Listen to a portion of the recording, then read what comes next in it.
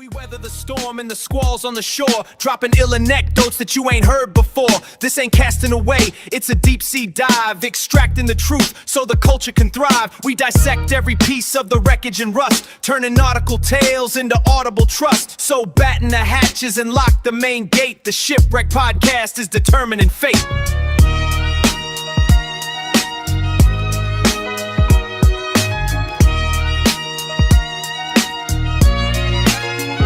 Yo, we weather the storm and the squalls on the shore, dropping ill anecdotes that you ain't heard before. This ain't casting away, it's a deep sea dive, extracting the truth so the culture can thrive. We dissect every piece of the wreckage and rust, turning nautical tales into audible trust. So batten the hatches and lock the main gate. The Shipwreck Podcast is determining fate.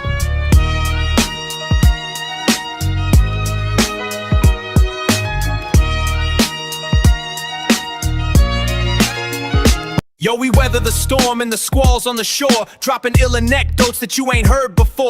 This ain't casting away, it's a deep sea dive, extracting the truth so the culture can thrive. We dissect every piece of the wreckage and rust, turning nautical tales into audible trust. So batten the hatches and lock the main gate. The Shipwreck Podcast is determining fate. Welcome everybody back to the Shipwreck Podcast. I'm your host, Bobby Shep. How everybody doing today? Hope everybody's doing well. Everybody's doing comfortable, having a good day, having a good summer so far. We're about a month into it, and it's been pretty mild, I would say, so far, especially here in Texas. It hasn't been too many 100-degree days. I don't think there's been any, really, honestly. But it's been pretty rainy. But anyway, it's been a great week so far for myself. I hope everybody's having another great week out there. Got a jam-packed show for us today.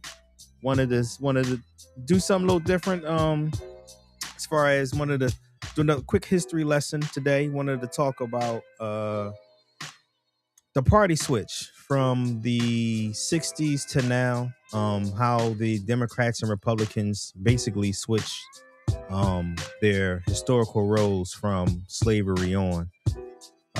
As usual, I try to get people who disagree with my opinion and maybe possibly yours as well to come on, but it's very, very, very, very, very hard, damn near impossible to do. People have a lot to say. Keyboard warriors have a lot to say with the keyboard, but not willing to say it in person. So it is what it is. But we're gonna argue with some videos today. So I got some videos for us to watch and discuss and talk about why they have the opinion that they have and where it comes from. And I guess we'll just argue and talk about that. As usual, we're gonna start with what's popping. But as always, we got our guests. If you want to come on, you're more than welcome to.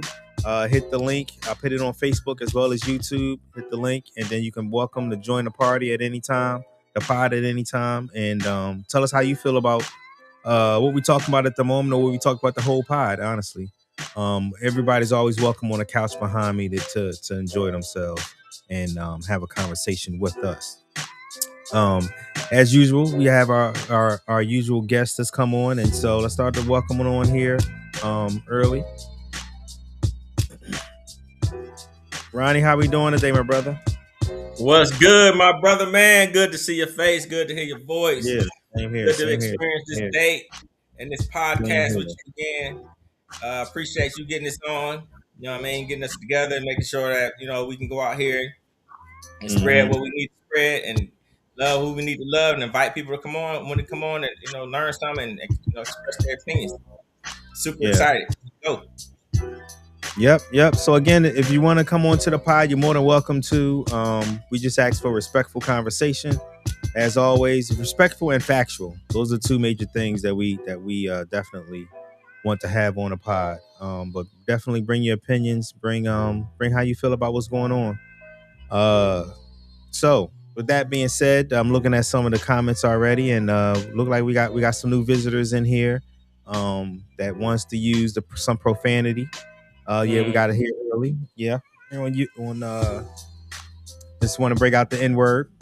Bring out the N-word real quick. So, okay. Here we are. We're going to keep it going because, like I said, I was trying my best this week to find people who didn't agree with me, white, black, or indifferent, to come onto the pod. And so I guess I found some people that didn't agree with me, but is too chicken shit to come on the pod and actually talk about it themselves.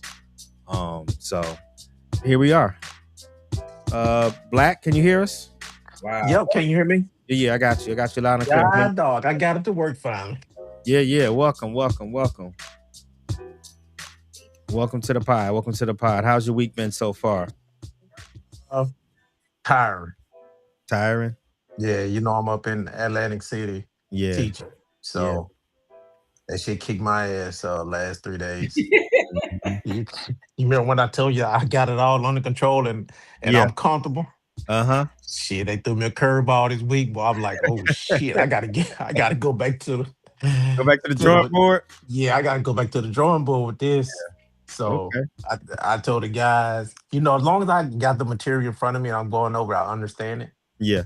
But when you just get up there and just start saying, all right, do this, because it was more, this lesson was hands-on, giving the people who went through the class the opportunity to just get in and work with the equipment. So you don't have books in front of you to tell you what to do. So you just like going over stuff and just telling them what to do and allowing them to figure it out. Yeah. Well, if I'm not sitting in front of my screen or had got the book in front of me, it's hard for me to understand what to tell them to do. So that's what hands-on was this last 3 days or so. Okay. So I had to take a sit down. I'm like, y'all got this. I ain't ready yet.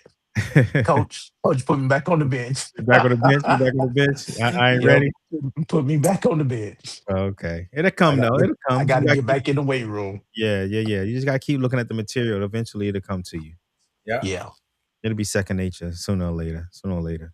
But yeah, so like, they give y'all they give y'all like a instructor guide or any of that stuff, or they just throw you to the wolves? No, they give it to you and they go over it. But I've been honestly, I've been focusing. There's two sides of what we're doing. I've been focusing on one side, and that's what I'm comfortable with, and that's what I thought I was gonna be sticking to. But then they threw me into the other side, which is I ain't did that in 32 years of air traffic control. So I'm trying to learn all of what they call TMU stuff. And putting in TMIs and all that stuff. I don't know how to do all that. So that is what we was teaching last 3 days, that entire system. Well, actually last 2 days, that entire system, and I'm lost with that stuff. Nah, you won't. It'll That come ain't right my back to strong you. suit. It'll come back to you. It'll come to you. Yeah, you'll get it. You just gotta keep plugging away at it. Yeah. I keep plugging away at it. So Friday, I'm up in Dayton, so I will do what I'm comfortable with now. So I'll be actually teaching. They got the traveling. Yeah. Oh yeah. Yeah, he's going all over. I hope to be there one day. Yeah. It's coming sooner rather than later. All right, let's get this show on the road. Let's start first about our accountability challenge. We are officially 60 days in, y'all. I don't even know if y'all even realize that or not, but we've been 60 days into doing. Wow.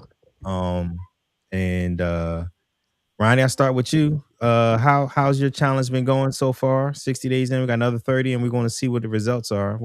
How you feeling about your challenge so far? Good, great. Physical part of it is super easy. Like kind of like what Black was talking about. This new job I got is like been taking up a lot of. I ain't gonna get I ain't giving no excuses. I've been bullshitting. I'm trying to get this deck built out in the back. And my contract, they actually supposed to have been done today, but they actually a couple days behind, which kind of irked me. But I've been kind of busy with that, not doing other stuff with all the other stuff. But yeah, working out. And have y'all not noticed? I ain't even been reporting every single day, even though I was doing the freaking workouts.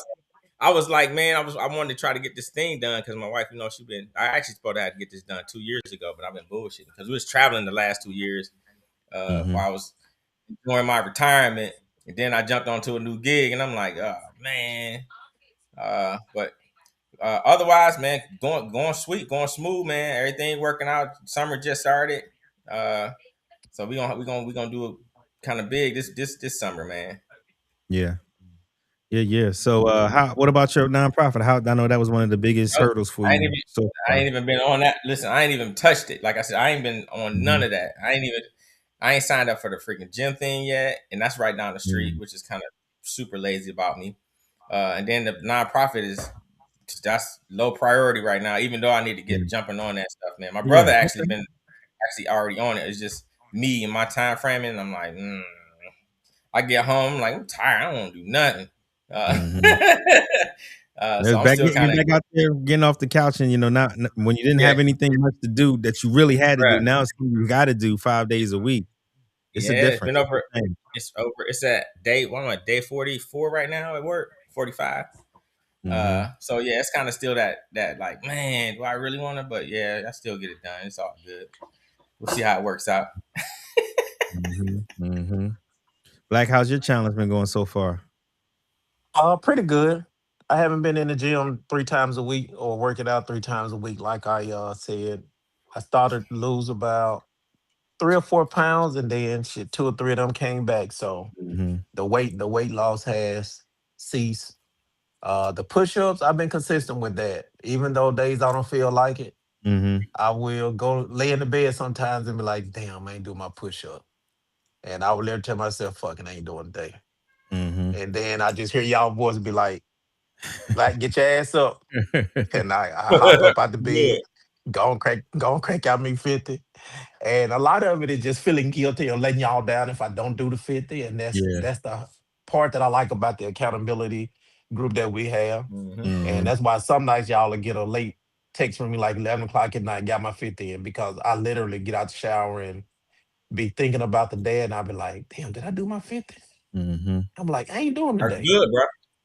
And That's I'll be like, good. I'll do it tomorrow. Then I'll be like, because that mean I gotta do 100 tomorrow. I like, nope. Yeah. Hmm. Let me go and knock out these 50.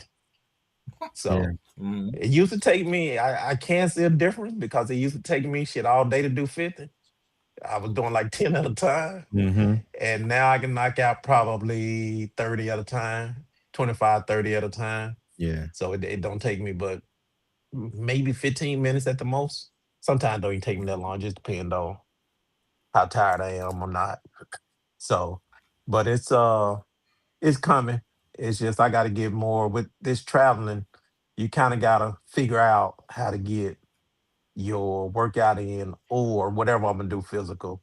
Yeah. Because I didn't want to limit it to just the gym on days that I golf or ride my bike or something like that. Mhm. So it's just trying to figure it out. And I know my wife Mika always say, just go to the gym. I say when I'm traveling, last thing I be want to Yep. do is go to the gym. Yep. Cause It's it's like very I get hard. out of work, I'm tired. I'm like, the hell with that gym. I'm trying to rest. Mhm. So Mhm. just the mental strain and emotional strain teaching take out of you. Or Mm. getting up there, trying to get people to see this and shit. I'm still learning it myself, so Yeah. I'd be tired as shit by the time I get off. Yeah. So I get it together. I figure out something. It's just gonna take some time I agree to with you. figure it all out.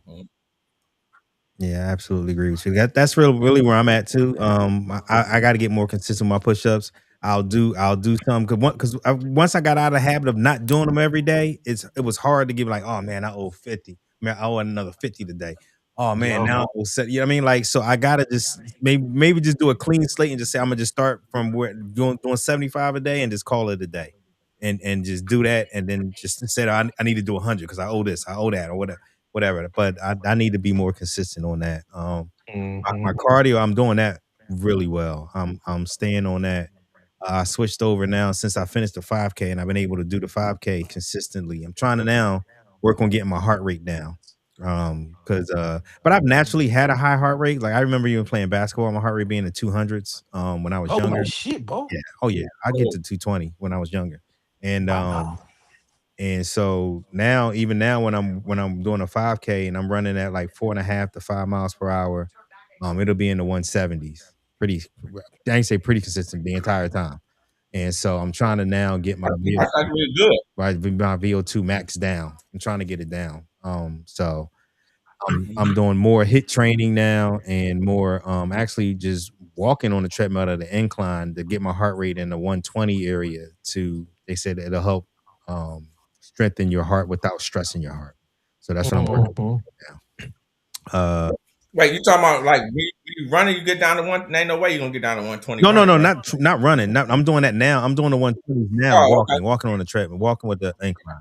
Yeah. Yeah, walking on the incline. Okay. So, trying to like some because I'm trying to get my VO2 max and get my cardio up better because I want I was do the half marathon and I'm still fighting Jonathan next year. So I gotta get it ready. So that's not going to stop. I'm doing that. All right, so let's get the show on the road. I got some funny things. I don't know if y'all seen this. I got find stuff on the internet that I like to share with everybody so we can talk about it. And the first thing up and on what's popping is this young lady here. As we all know, the Knicks won the championship, and so she went to the parade and she wanted a souvenir, so she took a souvenir with her. This is her taking her souvenir.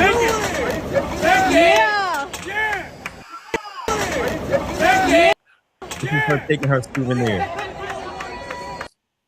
The young lady got fired for doing that. She was a director at J.P. Morgan, and she was fired for dumping out the trash can. It's actually a decent souvenir to be honest. The colors of it. I mean, it's the Knicks colors, but I can't see her. I mean, I don't know why the company would fire her for that. Can you imagine a damn trash can? Wow. Yeah, it's like she was like I said, a director for J.P. Morgan Chase. So she had a pretty high position, but still, for her to get fired, and it's because she went viral. I think it was It's all over. always the issue. Yeah, she went viral. And I mean, can you really blame where was she supposed to dump it at? I mean, I guess find another trash can and try to dump it in there, but I mean, you're not going to carry a trash bag with you to just say, I'm gonna take a trash can today. So anyway, she got fired. So I just wanted to talk about that for a quick second. But the real one I wanted to talk about, I don't know if you guys know about what's going on with this reflecting pool. Have y'all seen that yet? Yeah, I saw it, the pulling up and all that stuff. And he trying to blame it on like vandals. Reflecting pool, vandals and stuff like this. Yeah. So Black, when you went to DC not too long ago, did you see the reflecting pool at all? No, I did not. I should have because I was at the Lincoln Memorial. I was just on the opposite side. Okay. Or not the Yeah. Lincoln Memorial. I mean the Washington Memorial. Mhm. And I didn't even think to walk over there. But I will say, DC don't feel the same, bro. Really? I done went there. I think 3 times prior to a couple of weeks ago, and you always get this sense of pride and just you just get a certain feeling going there and just enjoying all of the museums and stuff. And this time it just didn't feel the same to me. And I was just like, something is off. There was a lot of stuff was locked down where you couldn't even see the White House. Like you used to be able to walk in front of the White House and see it, and now you got to go like 2 blocks over, and all that stuff is just barricaded off now. And I'm like, man, this is crazy. So yeah, it Man. just didn't feel the same to me. And Mika won't let me be great because I got into it with this Yeah, you want guy. to tell that story? Wanted to get into it with this guy, and she pulling me away, talking about he ain't worth it. And babe, he out here selling hats. He ain't worth it. I'm like, it just the audacity, for him to tell me that Trump is a great president. Ask me have I met him. I'm like, you? First of all, for Have you met? give people a background. He was standing there out in front of the White House, or actually it's a couple blocks over from the White House. You got a small little peak where you can see the White House through about a 8-foot section of the fence, and everybody's standing there trying to take a picture of the White House, and he's standing there selling "Make America Great" hats again, or "Make America Great Again" hats. And he asked me if I want to buy a hat, and I said no, and that's all I said was no. And why not? He's your president. Oh my, it took everything in me, and I'm trying to restrain myself because I'm trying to keep from going off. And before I can answer him, he said, "He's your president. Have you met him?" or something like. No, he said, "Have you met him? He's your president." And I said, "Have you?" "Yeah, I met him." I said, "You're a damn lie." oh, you asked me a question and now you going to answer for me Of and course. all this shit.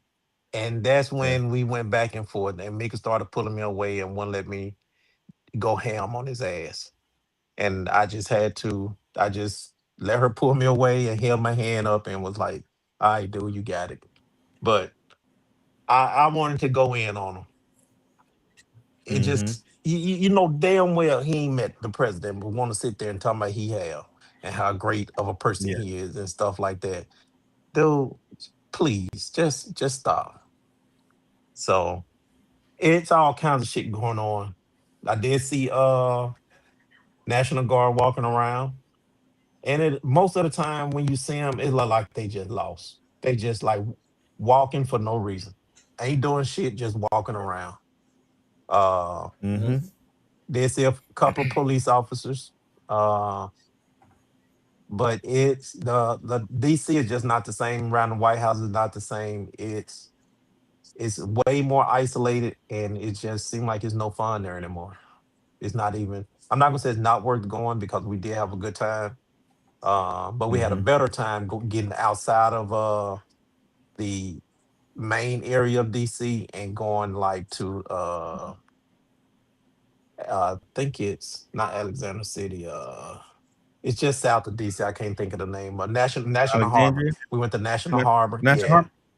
Joaquin live like 10 minutes from there. No, I think he's a little bit further. But actually, you right. He is about 10 minutes from there. But you didn't Yeah. send me the address until the next Oh, until day, too late. and we had already went back Oh, to Chantilly. yeah. Well, you know what? You wouldn't have seen him anyway because he went to New York. Okay. He got out. He got out of town. Okay. He went to New York.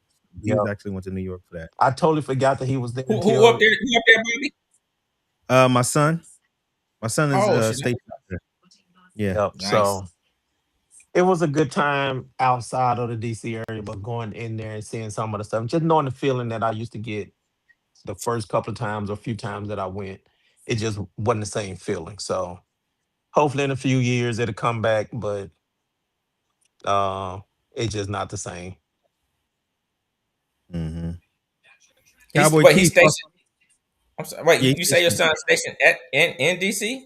Yeah, right outside. Right outside. One of the Oh, bases out there. yeah, I got a lot Just of so you people know, out there. yeah, So if you ever yeah, yeah. need something, you already know how I go. Absolutely, absolutely, absolutely, absolutely. All I'm right, dead Cowboy up. Keith, how you Hey, pretty doing, good, bro? pretty good, pretty good. Yeah, yeah. So before we get it popping and talk about some of the other things, because I do want to talk about this reflection pool to show you how much of an idiot this president is that we Yes, have. yes. How's your accountability? We're 60 days in. How's your accountability Doing, going? I think Challenge I'm going doing with pretty you? good. What I got today? Yo tengo cinco hermanos. I have five Nice. brothers that I don't know if we talked about that. I'll tell you about one of these days. I got all these brothers Mm, on my father's side, so that's something new. But that's my Spanish for today. Yo tengo okay. cinco hermanos. But the challenge is going well, man. I was listening in before I trying to get this all connected. Is what Black was saying, how I don't really want to do the 50. I still owe 50 from uh,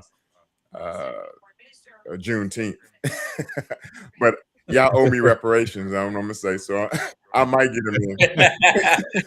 I feel the same way as Black. I don't Nice. be wanting to get them in, but I can't let y'all down, so I get them in. Like I'm Yep. halfway done. By the time this Mhm. over, hopefully I'll finish them out for the day. Though, going pretty good though. That's good. That's good. That's good. All right, so let's get to the reflection pool. So we got the pool commander in chief, and this is him selling his reflection pool. The Lincoln Memorial Reflecting Pool. Now we have a nice clean surface on which we're putting a industrial grade swimming pool topping. It's called American Flag Blue. I said, that's the color I want. I want American Flag Blue. It'll stay clean. We even have robots that go in it and they ride around the bottom and they clean it like a swimming pool. But we're gonna have the most beautiful reflecting pool. And I hope the media can go over and maybe watch them do it because I think it's very exciting. This will last for at least 50 years and you'll never have a leak. It's very strong. You couldn't, if you had a knife, I don't want to give anybody ideas. If you had a knife, you can't even cut it. So strong, so powerful. Who thinks about? First off, let me say he gave a no bid contract to his pool guy from Mar-a-Lago for $16 million to fix this pool. Also, who thinks when I think of pool? How often do you think of knife when you think of a pool? Like never. Never. All right, let's continue. Powerful rubber. It is beautiful. And I think you're going to see something that's amazing. It's going to be like actually much better than new. It's much more beautiful than it was new because it never had the color people wanted. And we'll be opening up the reflective pond. It's called the reflective pond, and I think it's going to be beautiful. We're doing now the reflective pond, and we saved about $600 million or something. Y'all tell now, because this is the last one I'm gonna say before we go further. Who spent $600 million on a pool? Ain't even like nobody. and you know, we all of us travel here. We all been over to Dubai and all those countries, and you know they don't spend 600 million on a damn pool. Right. It ain't happening. Man. Complete utter bullshit. All right, so that's him selling it. Now I had another 2 minutes of this, but I just can't do it. Another 2 minutes of him selling it all up to last week. This is what the pool looks like now. The inside of it's back to green. It took about 4 days to become green. Painted it with blue. Blue chips is coming up. Big sections of it is coming up. Yeah, it looks terrible. It looks terrible. We spent $60 million on it. I wish we had it before. No, I wish we did. I don't know if anybody thought to do that before. Like, how did it look before? Yeah. How did it look before? Yeah, I don't know. And this is him just completely contradicting himself between saying no knife can cut it to vandals destroying it with a knife. This will last for at least 50 years. 350 feet, somebody put a 350-foot gas with a knife. Ain't nowhere in the hell. Ain't nowhere in the hell. First off, you just been there. It is National Guard there. It's a 24-hour camera watching the pool. 100%. Multiple cameras watching the pool. And you're going to tell me that some vandal took a damn knife and cut 350 feet? First he said 250. And then I think a day or two later he said, no, it's more than 250. It was 350. And it's like, dude, how can you cut granite with a knife? He has to say that, though. You know, he has to give his people something to support us, something to hold on to. Yeah. So this will last for at least 50 years, and you'll never have a leak. It's very strong. You couldn't, if you had a knife, I don't want to give anybody ideas. If you had a knife, you can't even cut it. So strong, so powerful. It's like powerful rubber. Are the contractors who did the initial work with the reflecting pool, are they to blame for the current condition, or is it the vandals? We had vandalism. No, vandals. You know, we have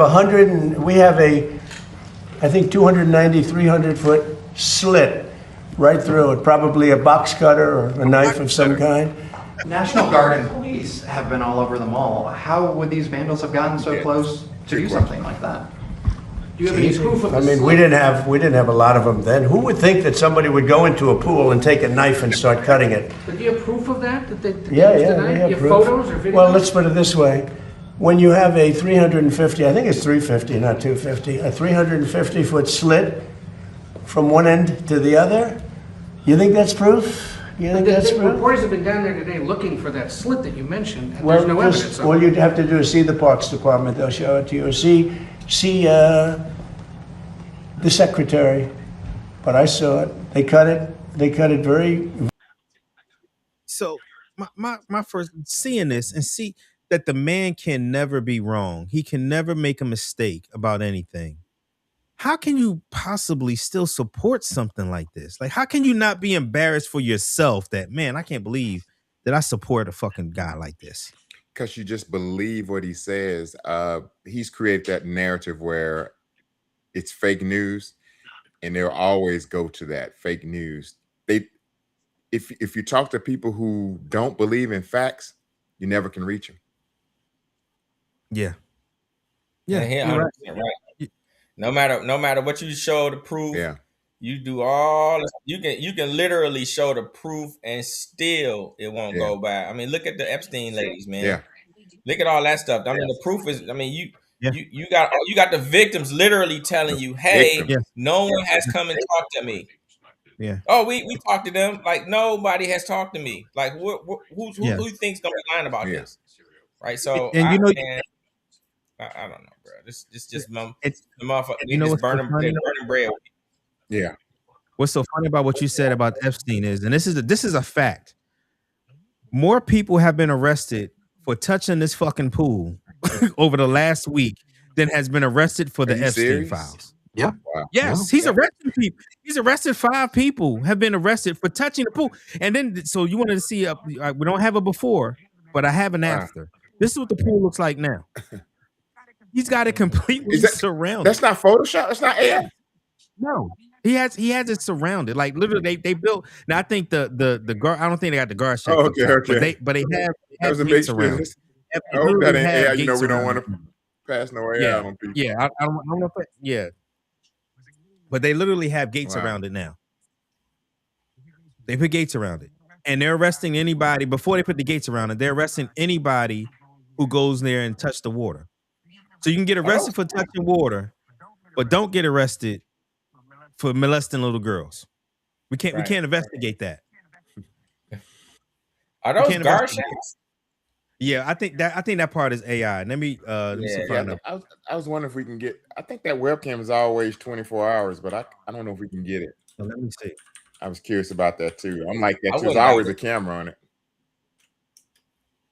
It's a camera on all of my Yeah, inmates. that's what I was thinking. All It's of always them. a camera on all of them. I'd have been up there so many times, bro. They got stuff.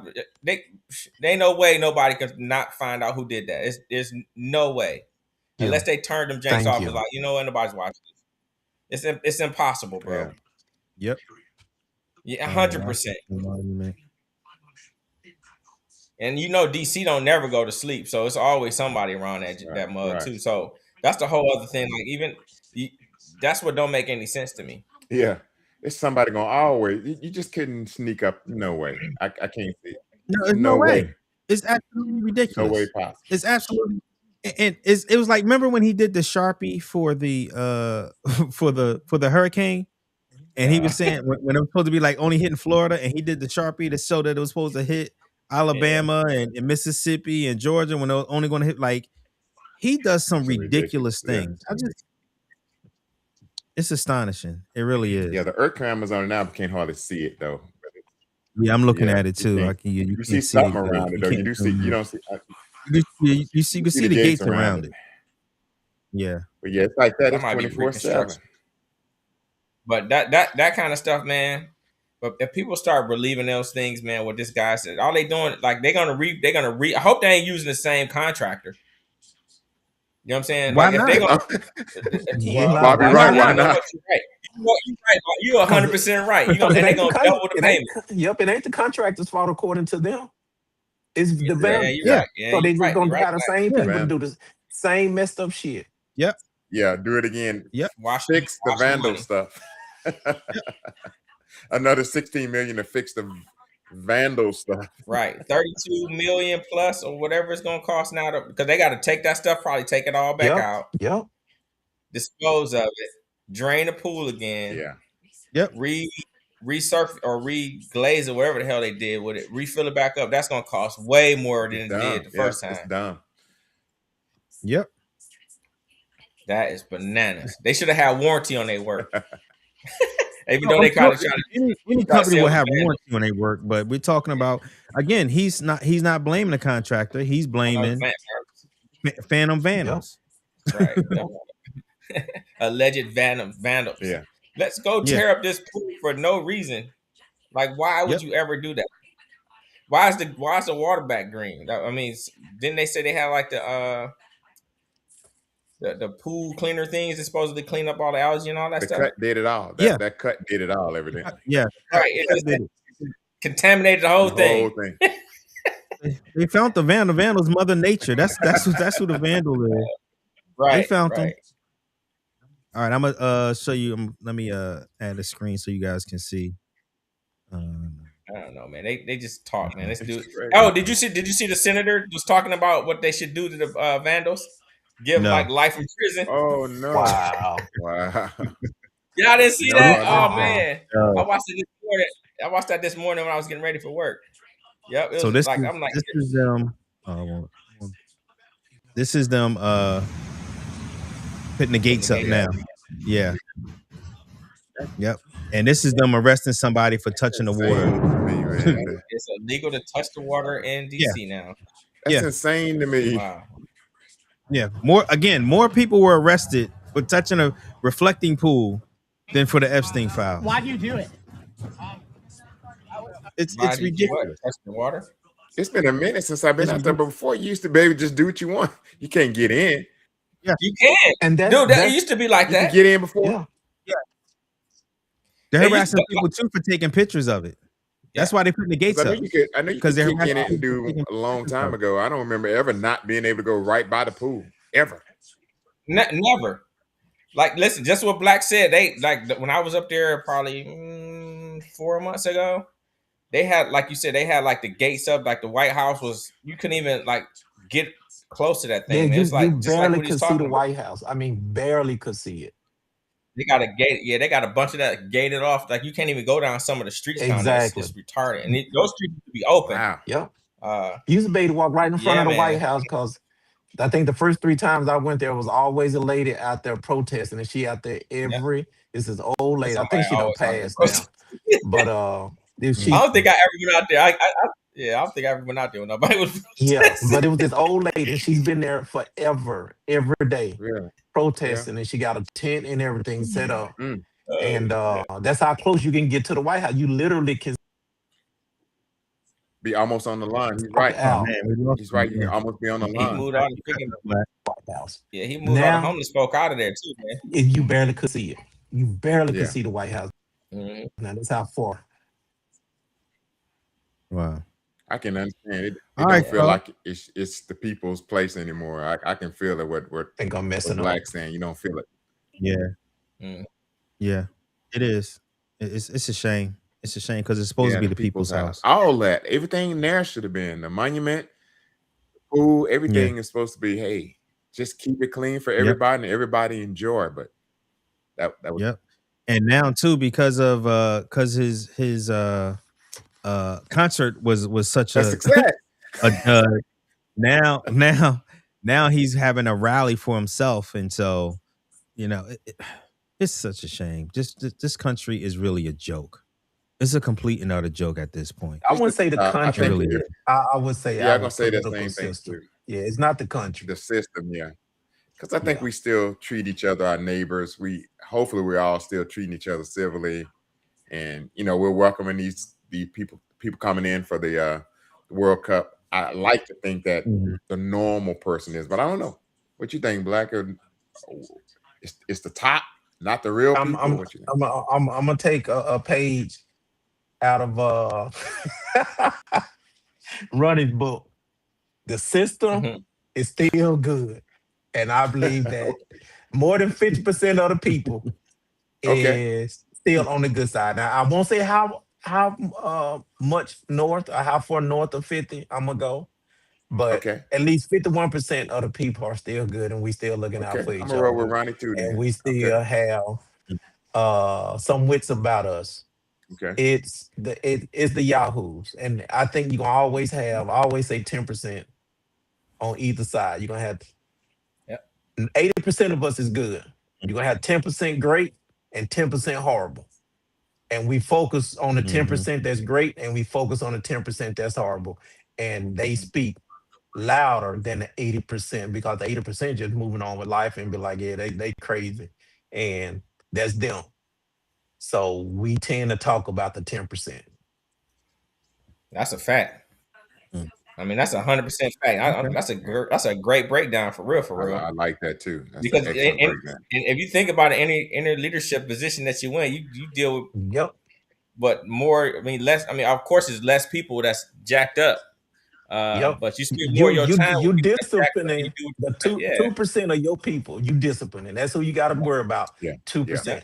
And every facility I went to in the leadership, it's gonna be out of 100 people, it's gonna be 3 to 5 people that's gonna give you problems. Yeah. And it's gonna be 3 to 5 people that's gonna carry the facility, and it's the other 80% or so that is gonna be in the middle, and you ain't never got to worry about them at all.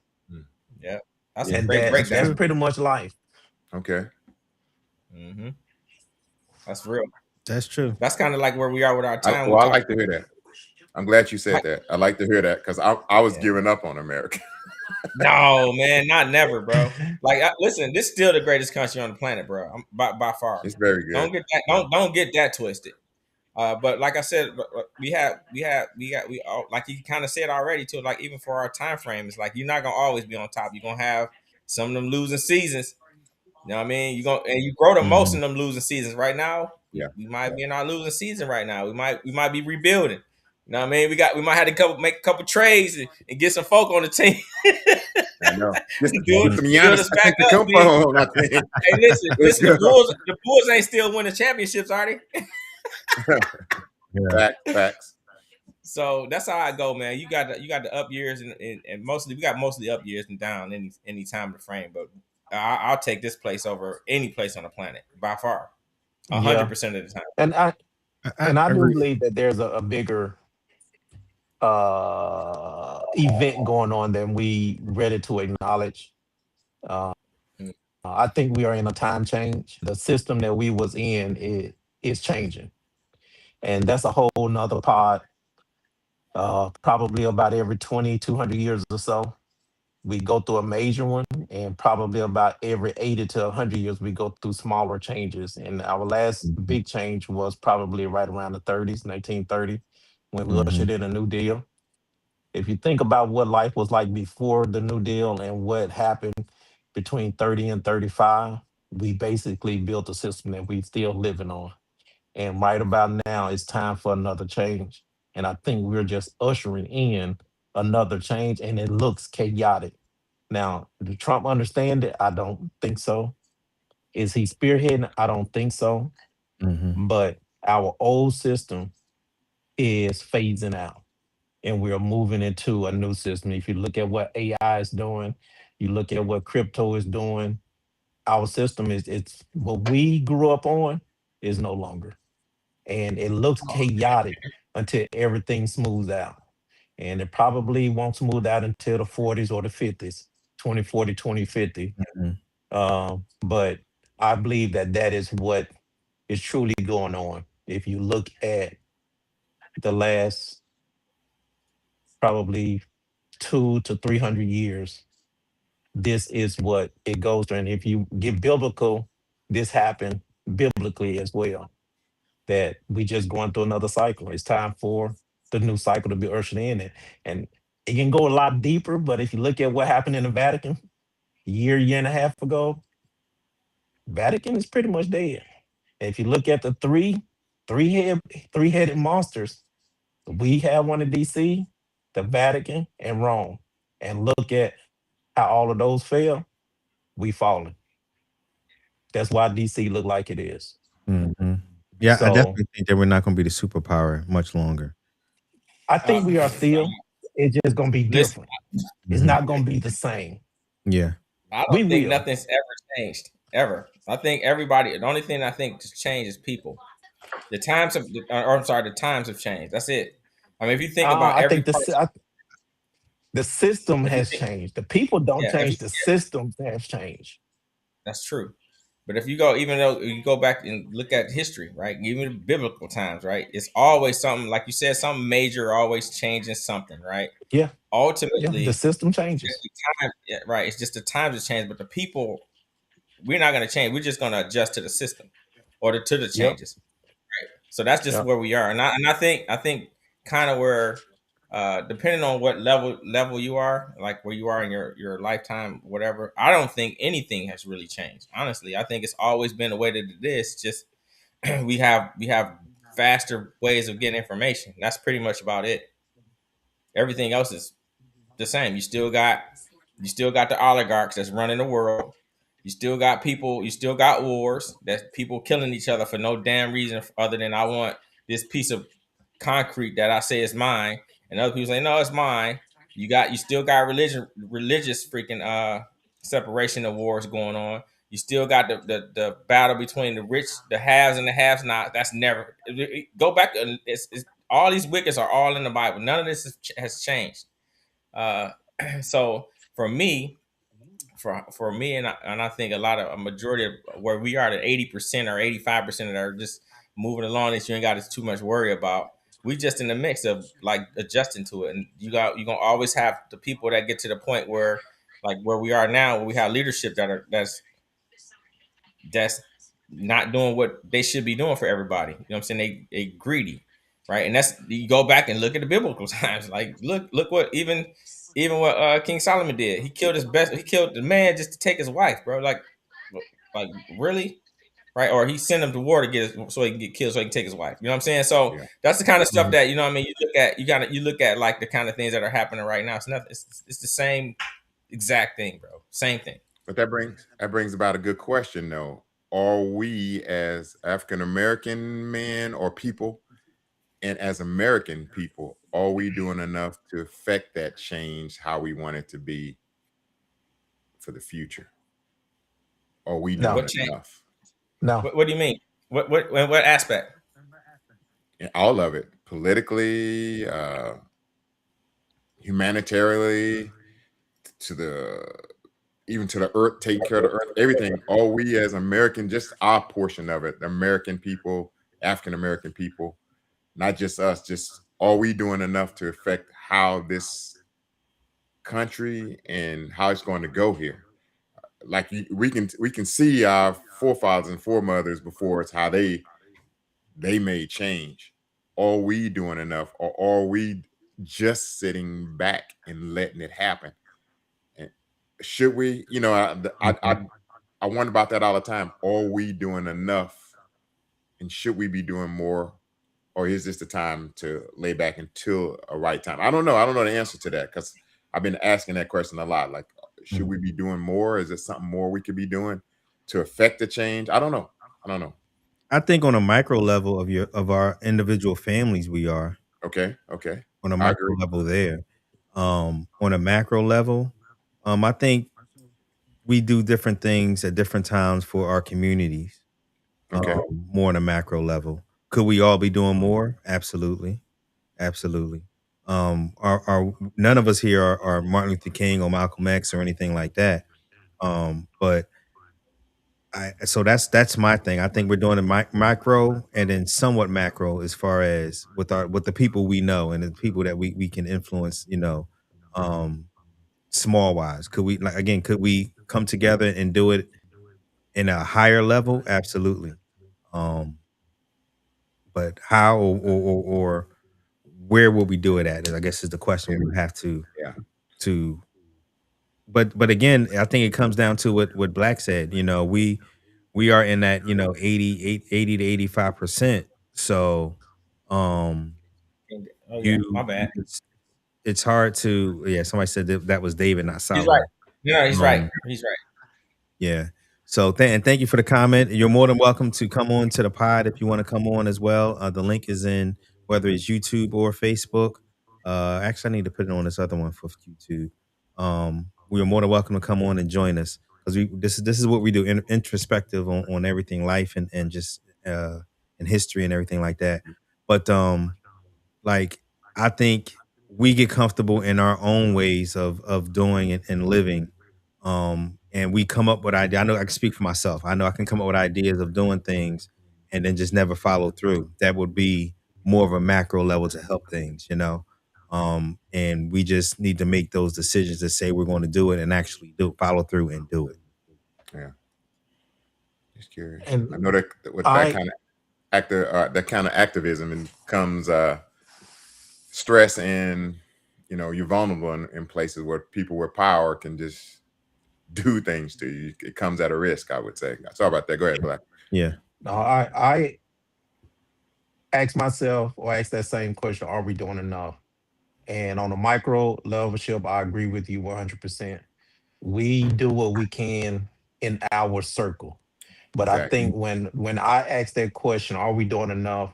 Meaning, are we, uh, affecting change? Are we doing saying, okay, we are changing? This is what we want. When this change happens, this is what we want to be as a people, or this is what we want as a whole. And that's the part where I say we're not doing enough, because what will happen, we will see the change, wait for the change to happen, and then we'll make adjustments and say, okay, this is the playing field.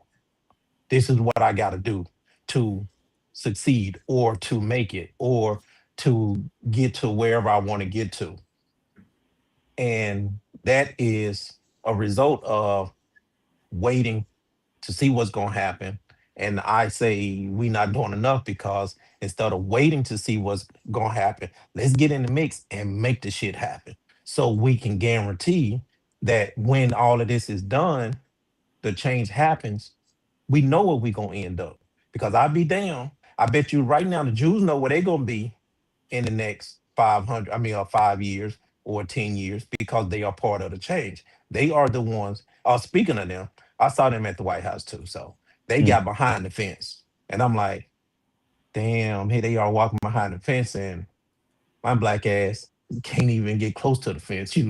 I touch the fence, my ass might go to jail or something. Go to But they jail. coming, yeah, they coming from, I don't know if they did a tour or whatever, but I saw them coming from behind the fence, as if they got a lot closer to the White House than me. But back to the change, it's that's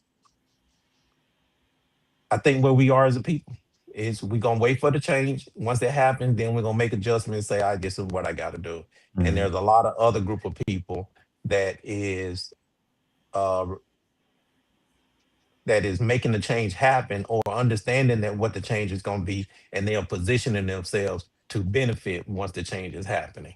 And we as a people don't do that. We react and make adjustments as we go, I and don't it's know. I hard don't to get agree. on top like that.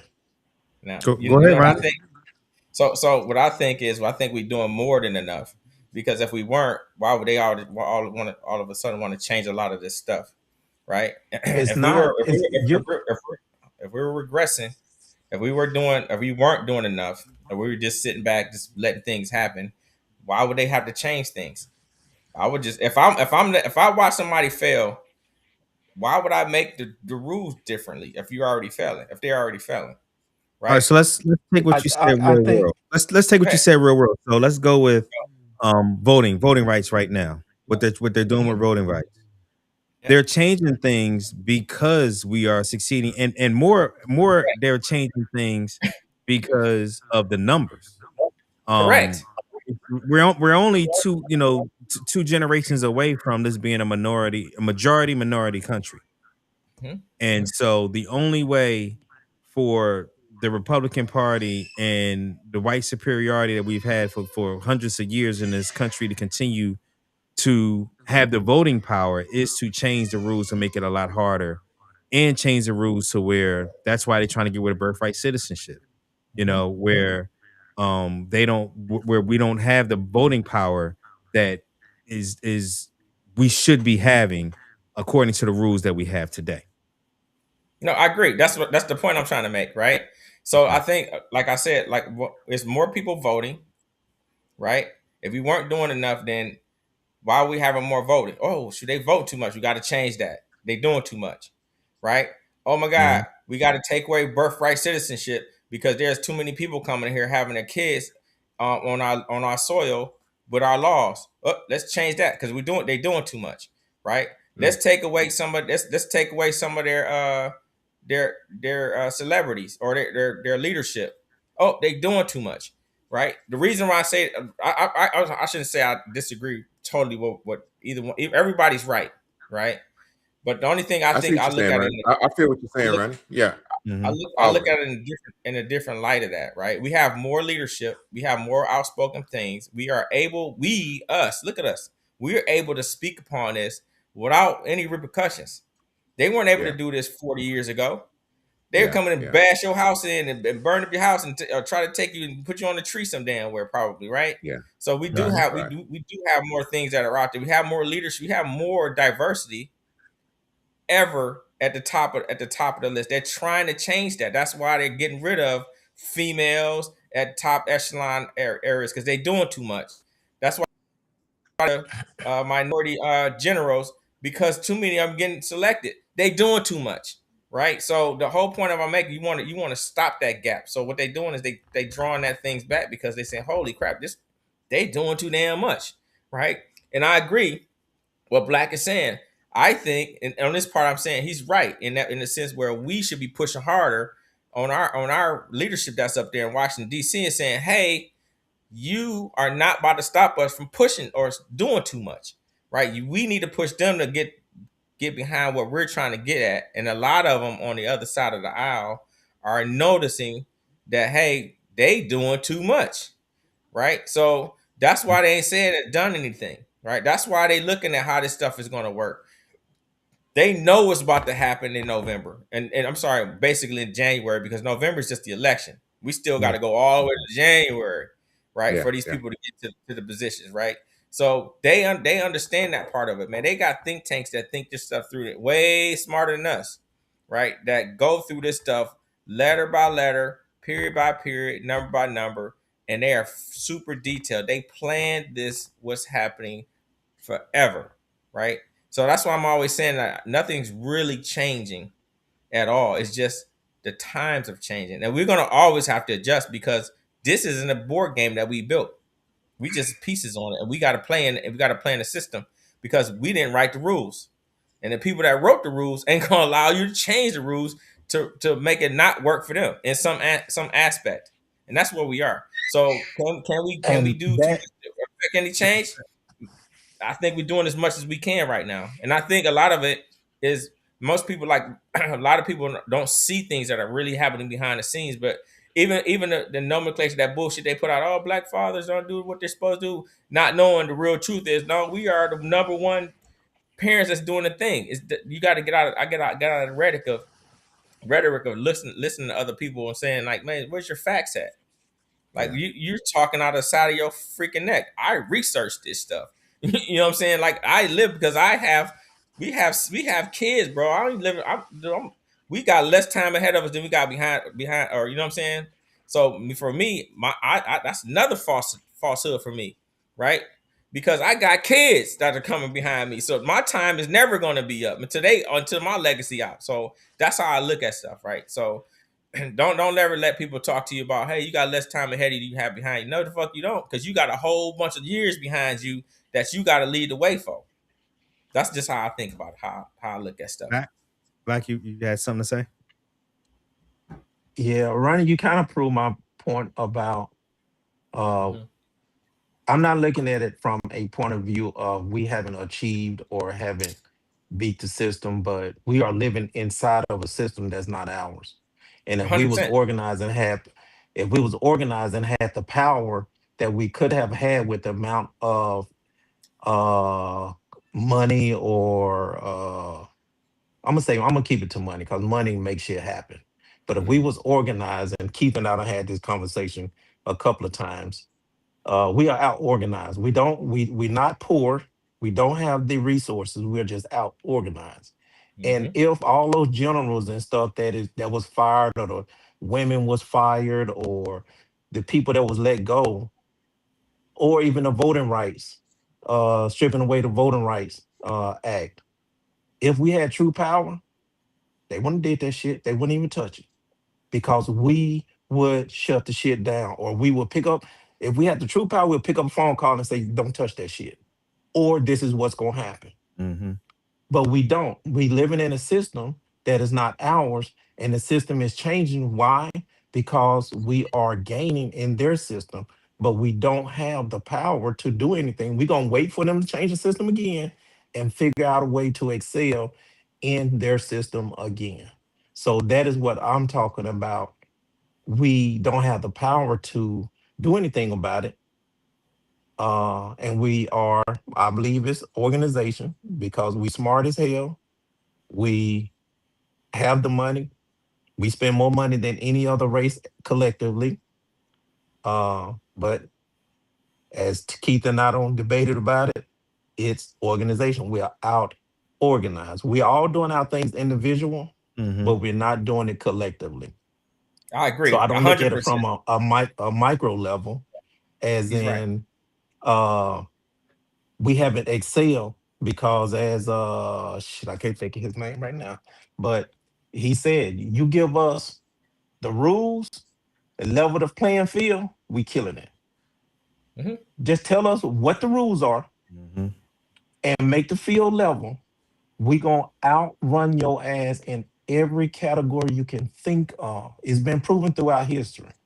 We have done it. So what they do, they put some potholes in their field.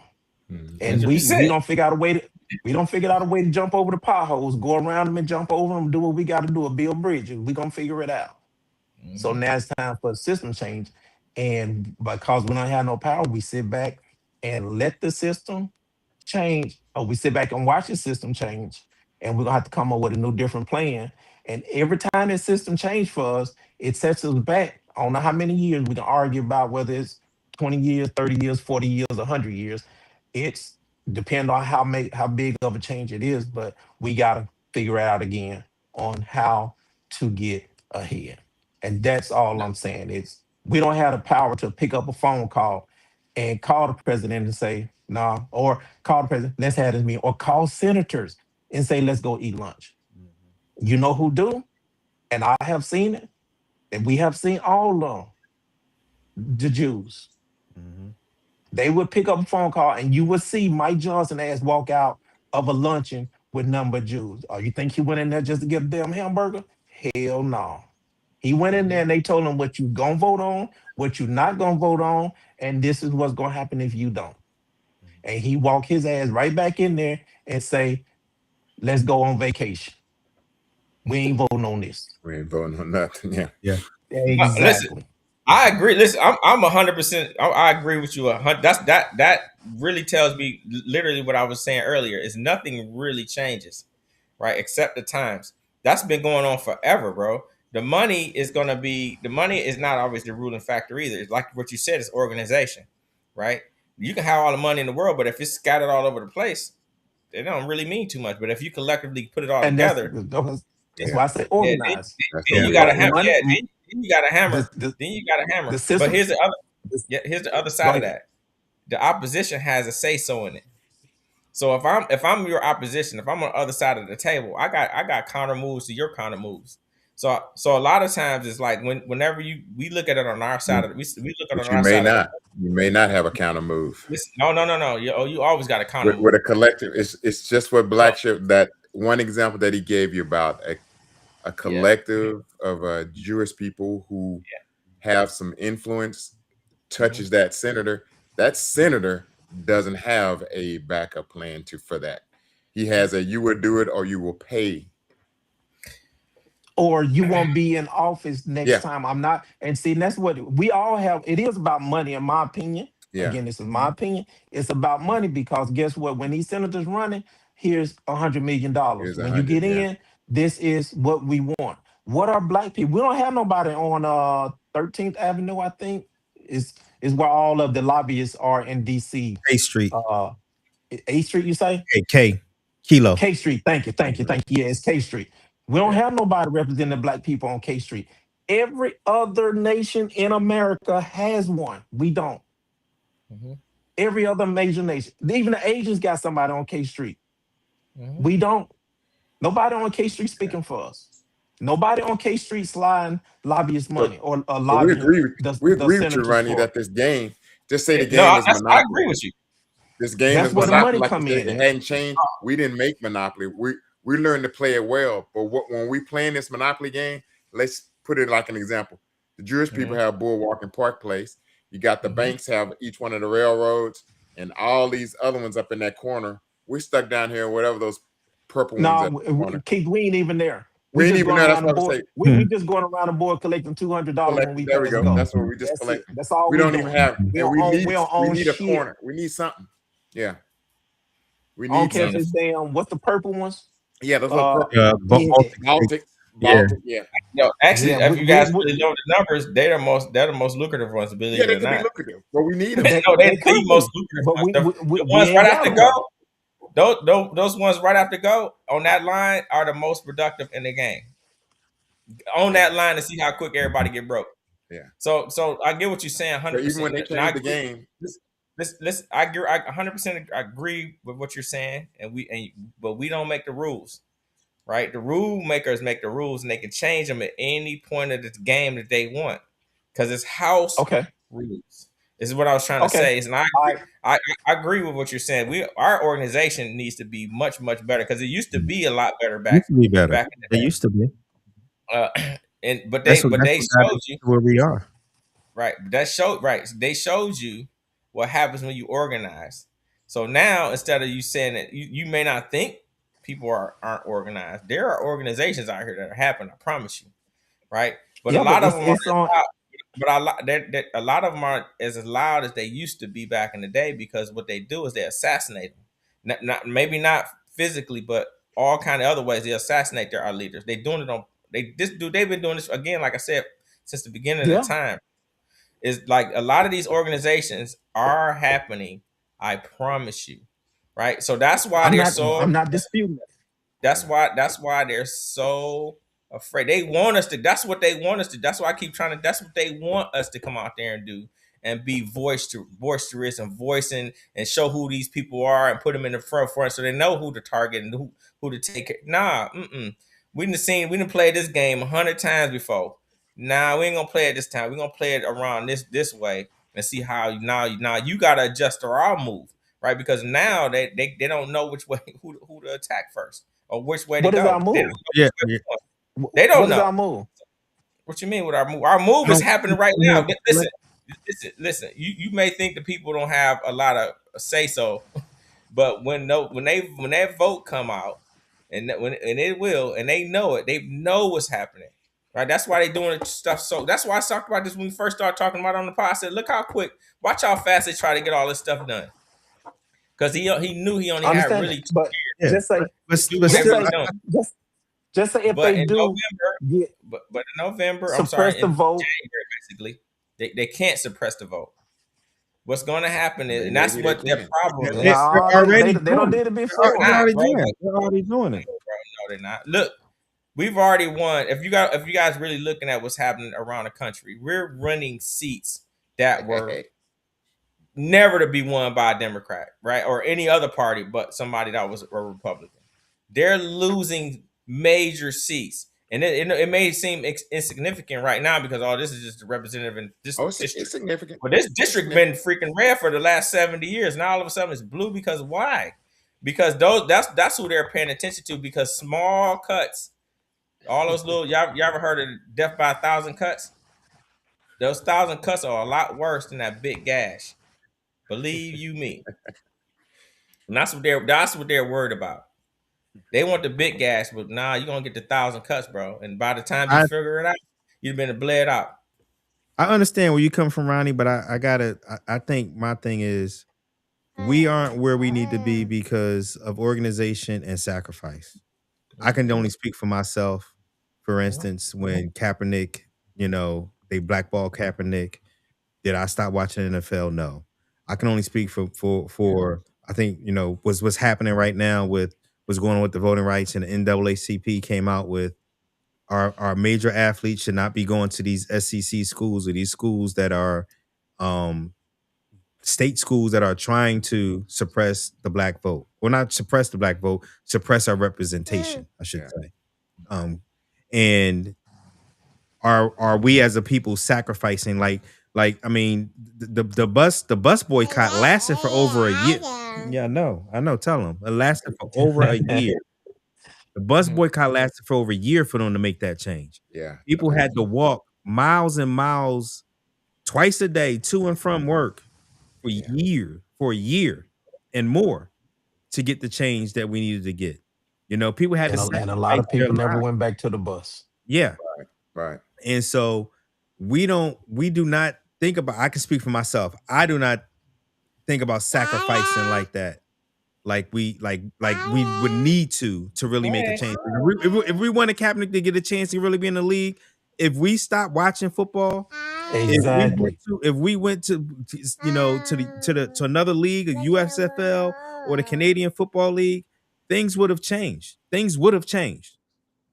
But but we as a collective weren't willing to sacrifice enough, and we don't have enough money without the sacrifices. And that's the difference between us and the Jewish community. They have enough money where they don't need to sacrifice. They can pay because they've been in the system long enough with their money to be able to influence the politicians. And they have enough power now where they can just pick up a phone call. Yeah. They can just make a phone call now. Yeah. We don't have that.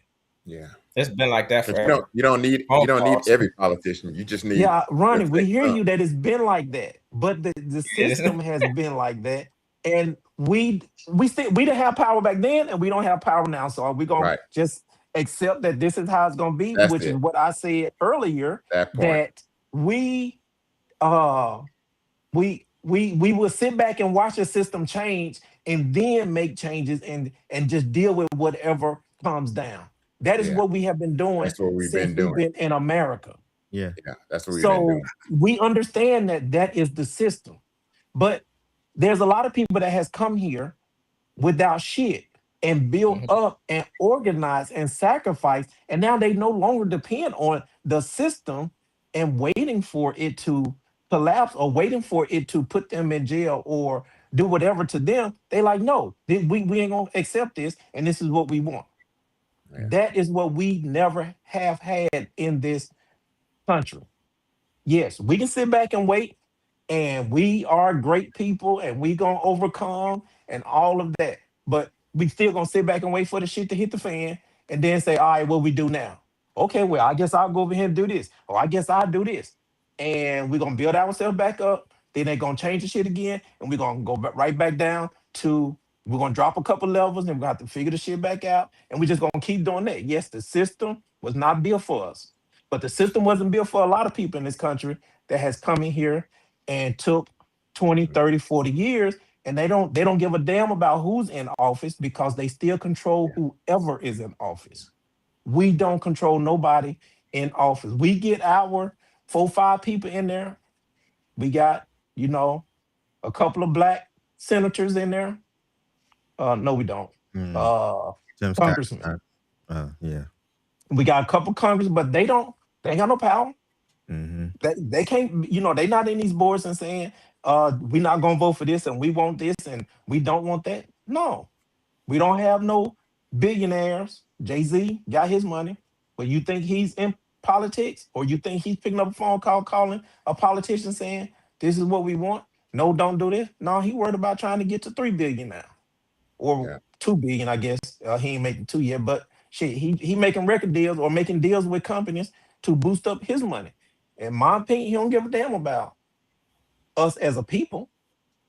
Then you have, other and I can't think of all their names, but there's a couple of billionaires out there that's black, but they not picking up the phone call calling politicians saying this is the bill that we want, or don't strip out voting rights, or here's $1 million towards your, at least it's not public, here's $1 million towards your campaign when you get in there. This is what we want for black people.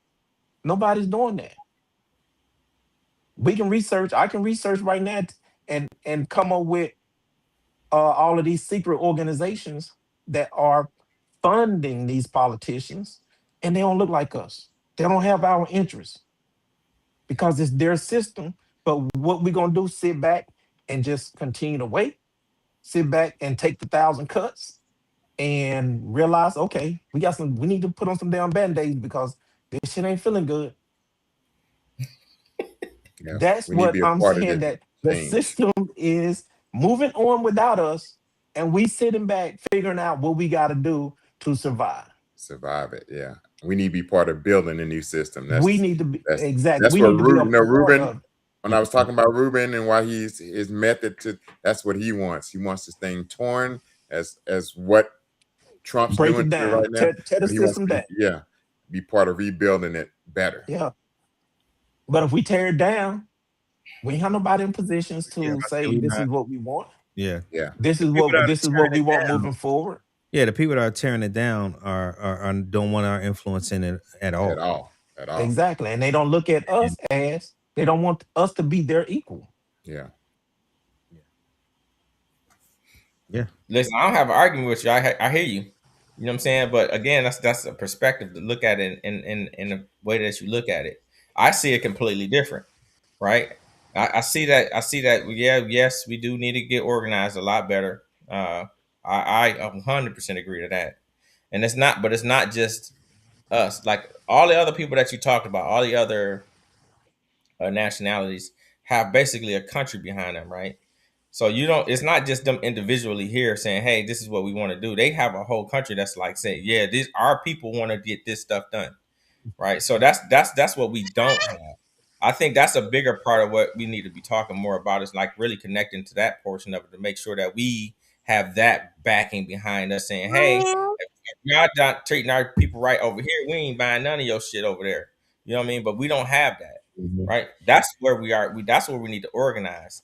That's what we need to get Now, if you connected talk back to. about a country, So I agree so with you. They got a country backing them. But now let's look at the money that we spend versus their entire fucking country. no man, it's We no. we spend enough money for running. The numbers are out there. I Mhm, have looked at them. I can't recall them off the top of my head. But the black money, we are. mhm, I don't quote me on the number, but I'm gonna say somewhere in the 20s. We mhm, somewhere 20th. If we was our own country, we would be mhm. ranked somewhere in the 20s, I believe. Again, don't quote me on that because I can't remember the exact number. But it's I a know. hellified number. Oh no, I understand. So I know they may exactly what you're have a talking country. Yeah, they about. may have a country, but if we Hmm. was organized, we would have our own country in the country in financially. this country. And that is Hmm. when you say they got the backing of a country, yes, financially they do. But the amount of money that we spend collectively as a black people, we have our own country as well. Hmm. We just No, don't listen. organize Right. and realize that and pool our money together and say, senator or president or congressman or whoever, governor, mayor, this is what we want. We Hmm. want these laws. We don't have lobby groups to write laws Hmm. and all of that to send these to these congressmen and make it a law to benefit us because we don't put our money together. Listen, you don't have an argument on that because I 100% agree with you. Like I was saying before, we do have a lot of money, like, and we do have to have a country behind us, which means our money even bigger, a bigger pot.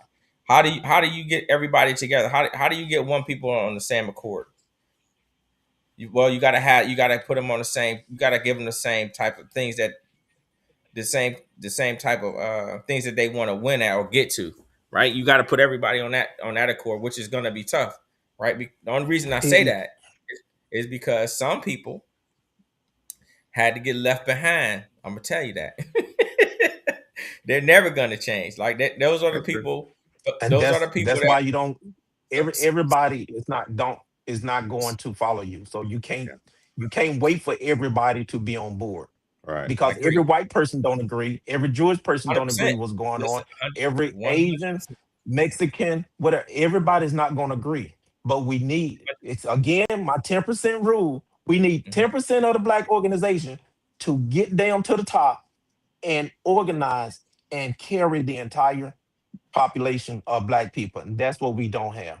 Because mhm, people, we look at Indians coming here, for example, and I'm not singling out no ethnicity or race. Mhm. But we look at Indians when they come here. They buy the gas stations, they buy places in the hood, and we buy from them. And mhm, and everybody look at them like, oh, they come in, they open up businesses and they do this. Motherfucker, it's 100 million Indians in India poor shit and shitting in the streets. But nobody talks about that. They only mhm. want to talk about what we don't do as black people and how great they are for coming here. Yeah, it's their 10% with the money that's coming here. Where's our 10% that's already here? Or I'm saying when I say 10%, meaning people, 10% of their people is the top people leaving India, coming here, open up business. We got the 10% right here of our own people. And we sit back and we hoard the money and we want to go buy expensive cars and houses and all of this for ourselves, and we as collectively we still fighting the system. I think we are the I would- system. Like my point was what I'm trying to make is like this country is very, very young, right? I mean, we still, if you want to compare it to other countries, we are, like I said, I've said this several times, we are infants. right? We're If gonna you go through look at the all country, meaning United States of age America rights. Corporation, yes, it's young. But if No, you no, want to we. look at the country as a people, this country ain't young. Oh no, we young. Oh yeah, we young, right? But the whole It thing I was depends trying to on say is, it depends on when you want to start running. what's that? I say it depends on where you want to start when you start talking about the country. Ooh, that's a good one, Bobby. All right, here you go. That's a good one, Bobby. I got you. I got you here. We on the Shipwreck Podcast, we like to talk facts, so let's talk the facts. Right, let's do it. I got it for you right here, Black, that you was talking about when it comes to spending power of African Americans according to GDP. Hold on. Let me find it again now. You gonna have to tell me this shit lit on my phone. Okay. I can't All right. see it. So I'm about number to say one I'm is old. obviously United States, 2 is China, 3 is Germany, 4 is Japan, 5 is United Kingdom, 6 is India, 7 is France, and then 8 is Italy, 9 is Canada. African Americans would be 10th with Mhm. Look 2.2 at them. trillion. Look at them. 2.2 trillion. Look at that. 2.2 trillion. So these are the countries we spend more than their GDP. Brazil, these are the next 4: Brazil, Russia, Mexico, and South Korea. Mhm. The African American community. Just saying you spend more than Russia is crazy. Crazy. So no, that's the point I was trying to make. It's like if you can go back, I don't know, 100 years, we weren't that big. You go back 50 years, we weren't that big at spending power. Our spending power is our power. So a lot of times that we look at it, it's like, hey, we need to get these rules changed. I think our rules are all right, because if you go look at year by year, that number, go look at that number and go back, say 20 years, and go from that time to this time and see how much that number has grown. That means that you're progressing up, right? So But you're this. progressing because of some of the rule changes, Yeah. getting people Right. in, So right, getting that's the more point I was wealth. trying to make. That's the point I was trying to make. That's If still that playing within the number is lines that Black is rising up, talking that about. tells you that people are freaking getting smarter, stronger, and richer, right? So you have to change the rules, right? Because we probably back in the day, probably 50 years ago, we was probably 100. 30 years ago, we probably jumped from 100 up to 60 or 50.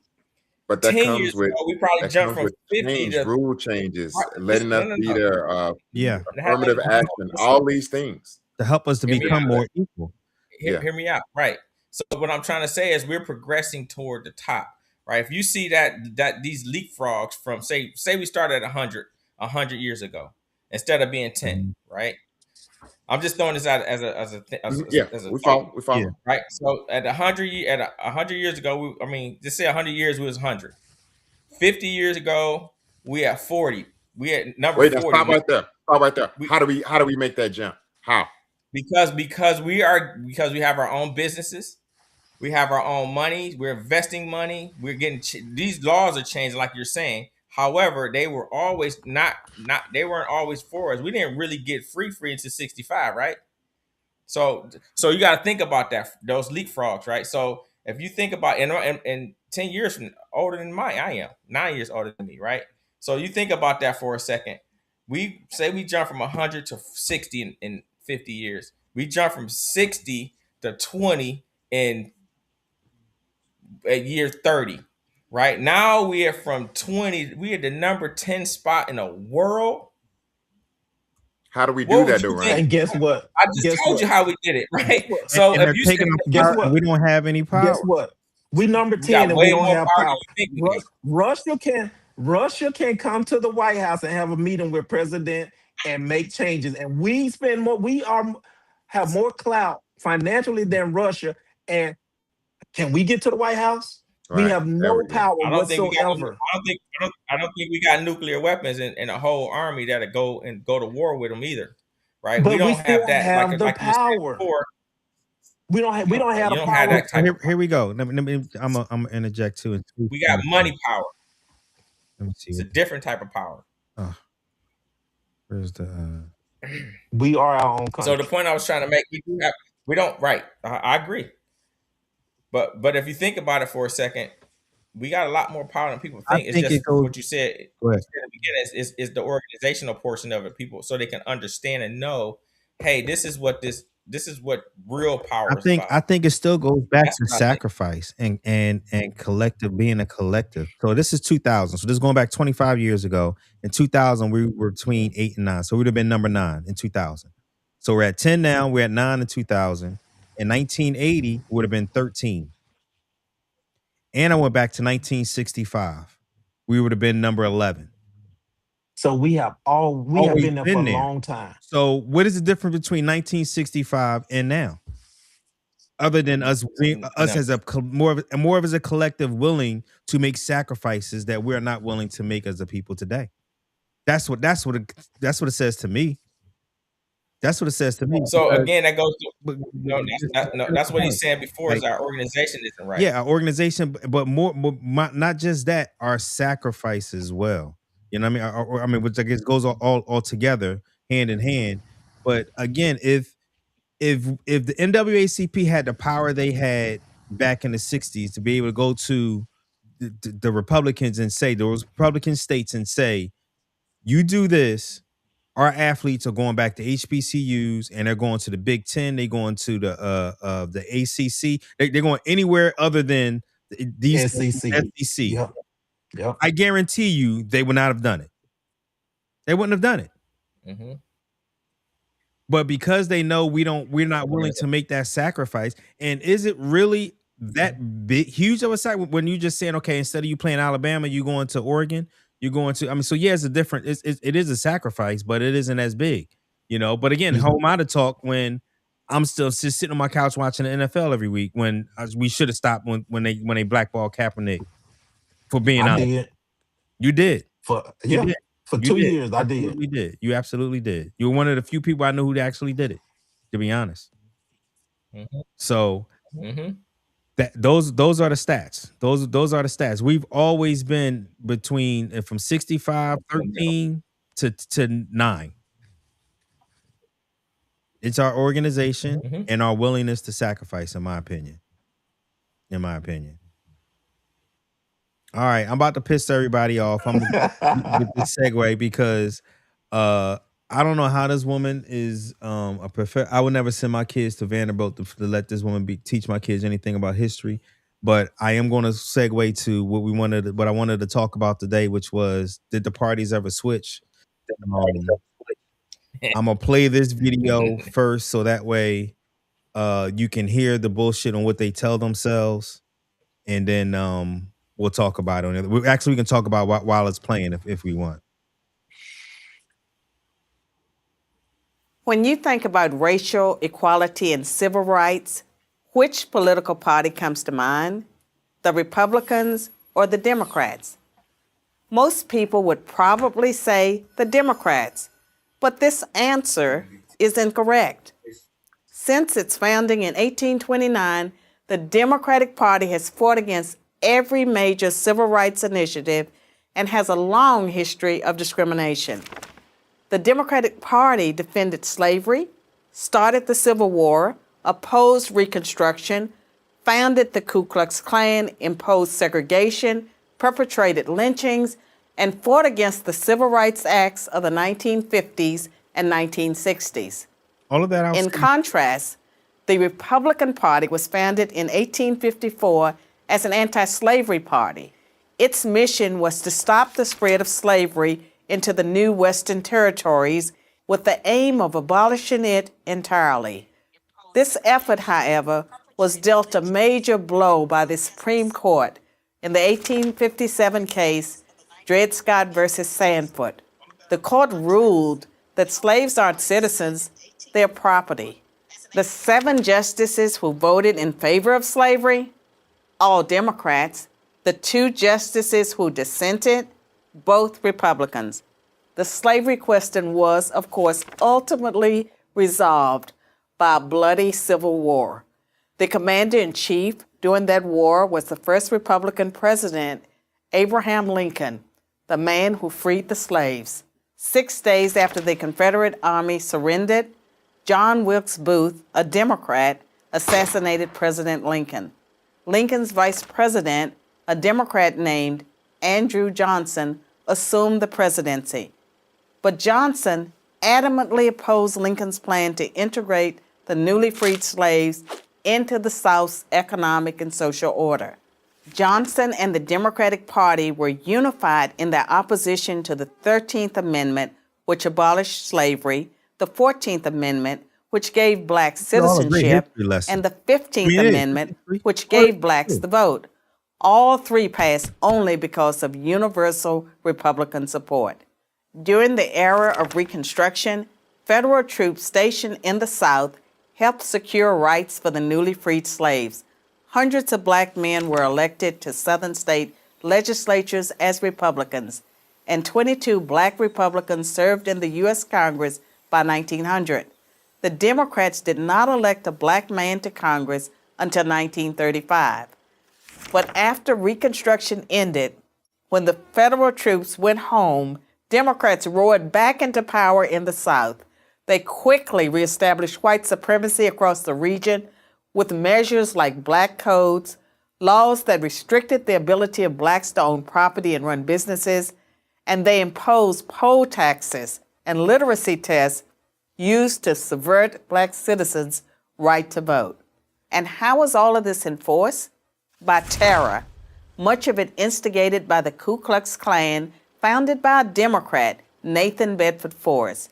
As historian Eric Foner, himself a Democrat, notes, in effect, the Klan was a military force serving the interests of the Democratic Party. President Woodrow Wilson, a Democrat, shared many views with the Klan. He resegregated many federal agencies and even screened the first movie ever played at the White House, the racist film, The Birth of a Nation, originally entitled The Klansman. A few decades later, the only serious congressional opposition to the landmark Civil Rights Act of 1964 came from Democrats. 80% of Republicans in Congress supported the bill, less than 70% of Democrats did. Democratic senators filibustered the bill for 75 days until Republicans mustered the few extra votes needed to break the logjam. And when all of their efforts to enslave blacks, keep them enslaved, and then keep them from voting had failed, the Democrats came up with a new strategy. If black people are going to vote, they might as well vote for Democrats, as President Lyndon Johnson was purported to have said about the Civil Rights Act. I'll have them voting Democrat for 200 years. So now, the Democratic Party prospers on the votes of the very people it has spent much of its history oppressing.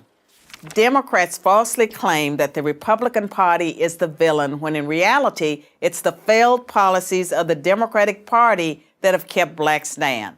Massive government welfare has decimated the black family. Opposition to school choice has kept them trapped in failing schools. Politically correct policing has left black neighborhoods defenseless against violent crime. So when you think... What is politically correct policing? What the fuck is that? Something she just... Who are these people?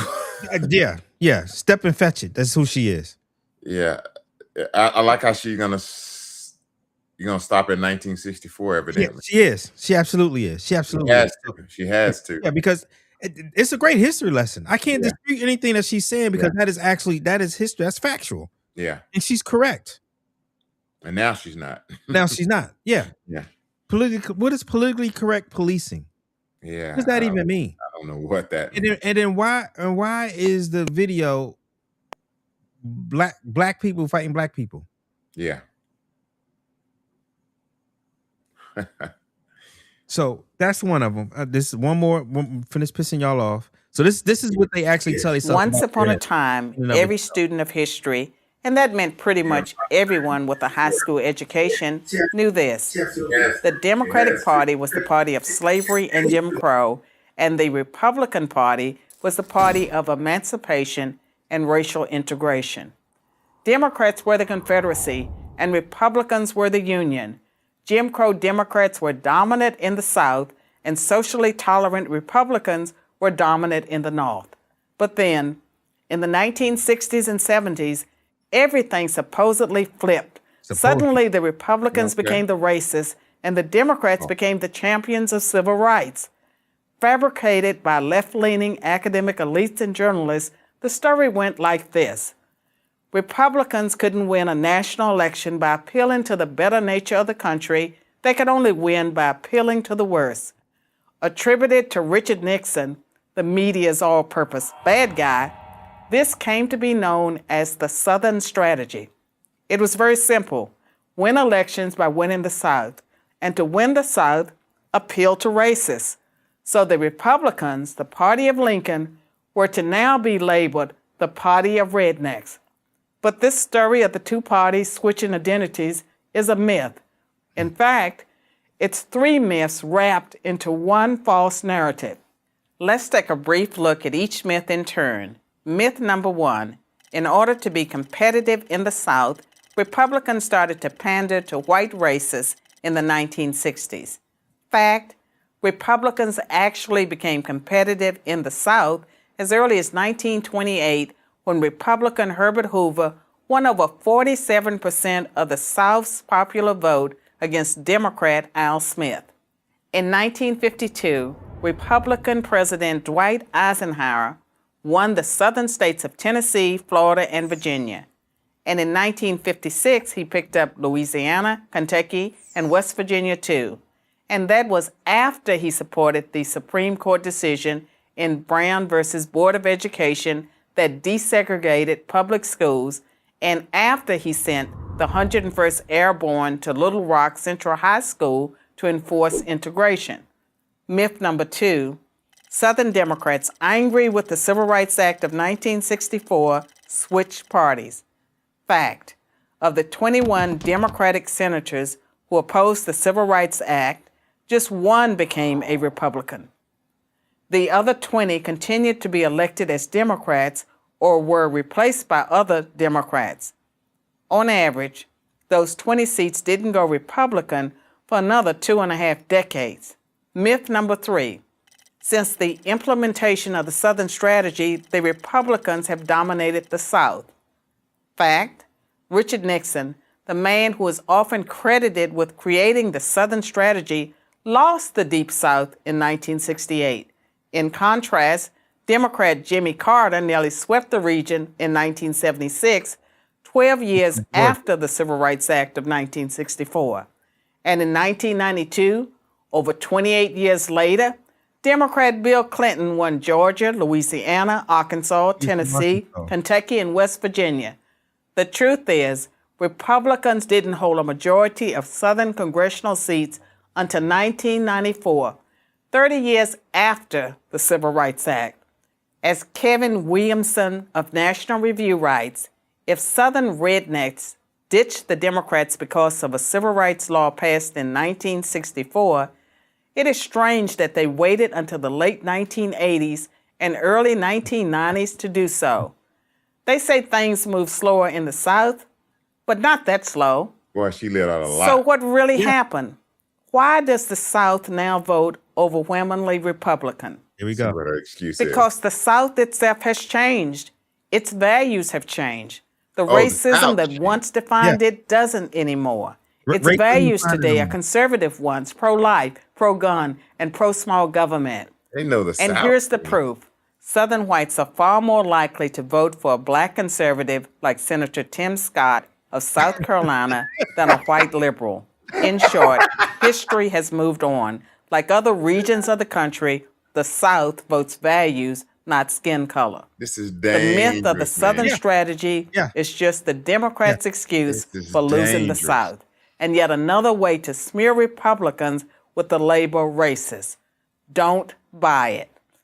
I'm Carol Swain, professor of political science and law at Vanderbilt University for Prager University. I would never send my kids to be taught by that woman. Oh my God. Ever. I didn't know there was anything out there like that. I'm glad you brought that to my attention. I didn't think anything. Yeah, when I was That's why arguing with we were Republicans, never organized like that. That's just like that. it's such infection. I mean, it's she doesn't even talk about today. She doesn't even talk about the welfare queen. She doesn't talk about that Ronald Reagan started his presidency, running for campaign for presidency in the 1970s, going to where? Philadelphia, Mississippi. Yeah. She don't talk about Steve Atwater, who was his deputy campaign manager, who I'm about to play right now. So you can hear what he talks about the Southern. This is what the Southern strategy was. They switched it from nigga to welfare, big government programs, welfare, stuff like that. Where is it? Where is it? Where is it? No. Gotta be in here somewhere. I don't see it. I don't see it. All right. Go ahead and talk while I find it real quick, y'all. I'm sorry. This should be in there. So, Ryan, what you thought about this so far? I can't hear you. You muted yourself. Ronnie? You still muted. Yeah, you still muted. Oh, maybe it's me. Maybe I muted you. There you go. Can you hear me? Yeah, I got you. Okay, yeah, you have me muted. So I hear it, like you said, that was a great history lesson. She actually is factual up until the point she started making her own opinions. Talking about when she said the Southern folk would rather elect Scott instead of some other person, which is, I'm like, that's your opinion. After Reagan's victory in 1981, Reagan aide Lee Atwater. Yeah. Go ahead. So how I look at stuff now, and I agree. Like it's like if you go back and look at our leadership back in the day, a lot of them were Republicans. Martin Luther King was a Republican. Frederick Douglass. I mean, or not Frederick Douglass. Yeah, I think he was a Republican. He was. Right, so all of our major leaders back in the day were mostly, I would say, 95% Republicans. However, if you look at the makeup of how Congress is made up right now, it more represents the collective stew of the country, right? So to me, a party that looks more like the country would seem like it votes for the part or for the people that look like them. Now, if you look on the other side of that aisle, that mixture is not the same. It's actually way less, right? So most people, like for me, I mean, this is my opinion. So let me put that out there. If you look at the makeup of each of those sides of the aisle, which one looks more like the United States, and which one looks like a specific group? So that's what people start. You got to really look at. Don't look at people's opinion.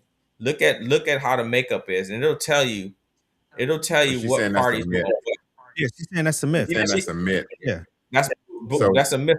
Tell you got to look at the makeup of that. Don't even make sense that somebody would even think that way, right? But they do. You see, they made a whole video, so they do think that way. They take facts and history from the past, and then and don't want to acknowledge what's actually happening today. They don't want to acknowledge that. Let me play this other video real quick. And this, like I said, this is Steve Atwater. He was the architect of the Southern strategy since the 80s. So basically took it from Nixon to what I'll say about 2025. After Reagan's victory in 1981, Reagan aide Lee Atwater gave an interview where he was asked about the Southern strategy. Although Atwater denied any racial pandering by Reagan, the interview asked a question, quote, "But the fact is, isn't it, that Reagan does get to the Wallace voter, to the racist side of the Wallace voter, by doing away with legal services, by cutting down on food stamps?" This was Atwater's response to that question. Here's how I would approach that issue as a statistician or a political scientist, or no, as a psychologist, which I'm not, is how abstract you handle the race thing. In other words, you start out, and now y'all aren't quoting me on this. You start out in 1954 by saying by 1968 you can't say that hurts your backfire, so you say stuff like forced busing, states' rights, and all that stuff. And you're getting so abstract now, you're talking about cutting taxes, and all of these things you're talking about are totally economic things, and the byproduct of them is blacks get hurt worse than whites. And subconsciously, maybe that is part of it. I'm not saying that, but I'm saying that if it is getting that abstract and that coded, that we're doing away with the racial problem one way or the other. You follow me? Because obviously sitting around saying we want to cut taxes, we want to cut this, and we want is much more abstract than even the busing thing, and a hell of a lot more abstract than, you know. So any way you look at it, race is coming on the back burner. Not only was Atwater not fired or reprimanded for this response, he became the deputy campaign manager for Reagan's 1984 campaign, the campaign manager for George Bush's 1988 campaign, and the chairman of the Republican National Committee in 1989. History is awkward. So again, that's what they switched from using nigga to using welfare queens, talking about crime, talking about things that they thought would affect us. And it didn't really, like I said, it got people in the South to switch parties. It's pretty evident, in my opinion. It's pretty evident. Like, and then, you know, lastly, all you need to look at is this is a chart right here, a map of the Confederate States right here on the left-hand side are all in gray. And then look at the red states. And the red states are all the states that Donald Trump won in 2024. If you look at the one in the middle, those are all the purple states. The purple states are all the Confederate states that Donald Trump won in 2024. If there were any, which there aren't, they would be the Confederate only states, but we don't have any there. Every Confederate state from 1861 voted for Donald Trump. Why is that? Why is that? Why are they still talking about we went from woke to what is it, critical race theory to what was the last one? DEI. Like those are just their new code words. Those are just their new code words. They took out all the achievement of African American soldiers and sailors and Marines and airmen that died out of the Arlington National Cemetery, as well as women. They just took down this 4-star general down from the Air Force's wall, the first black 4-star general. Took him off the wall. Why the hell? Let me go back to this because it's this simple. Why are they renaming bases after Confederate generals if they're not descendants of Confederates and happy about it? I don't know. Keith, and guess what? Go ahead. Guess what? They still lost. Listen, man, I get what you're saying. Like and I talk about this a lot, man. Again, a lot of this stuff is smoke and mirrors, bro.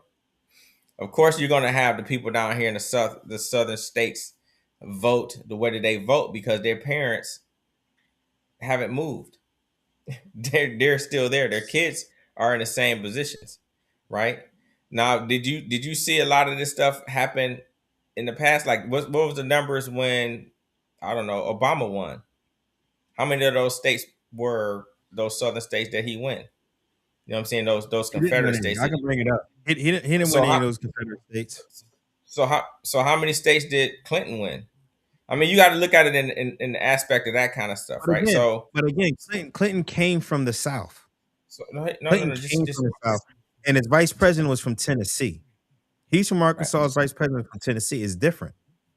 I'll hear you, but just hear me out on that, right? So I get where you're coming from. It was just so many people that were so far against Hillary Clinton for some dumb reason or another.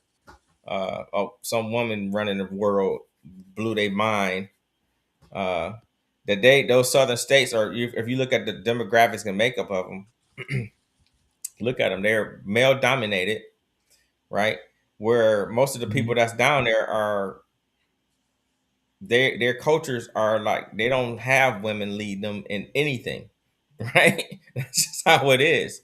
right? So you got to look at it in that portion of it, because if you really think about these people, you think those people are just that damn dumb.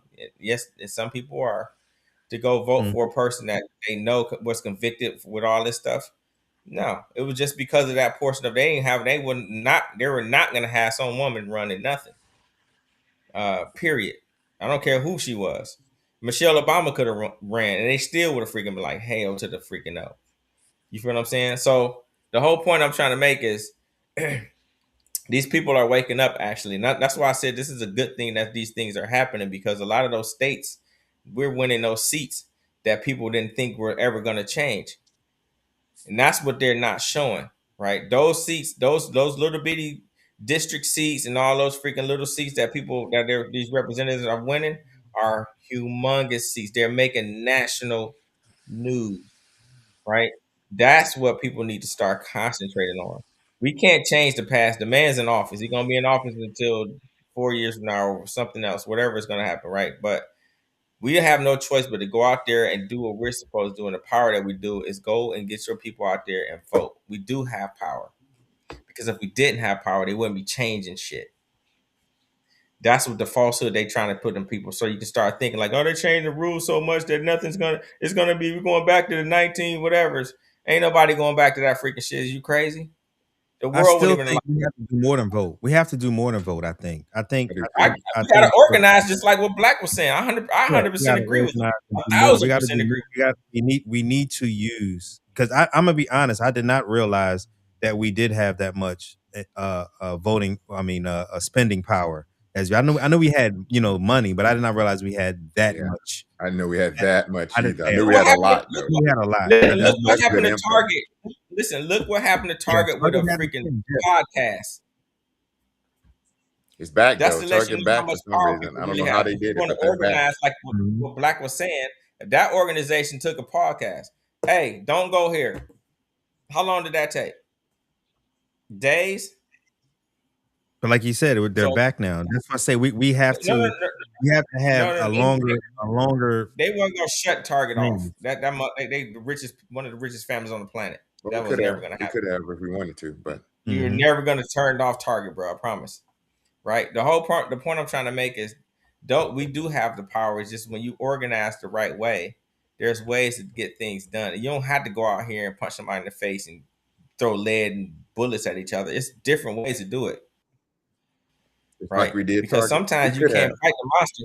You can't fight the monster with freaking little bats when they got fucking big fucking guns. It don't work that way. It's you gotta beat the bully in a different way.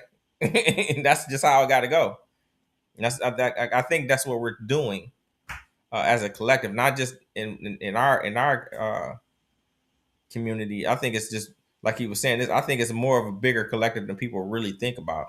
It's just not being put out there.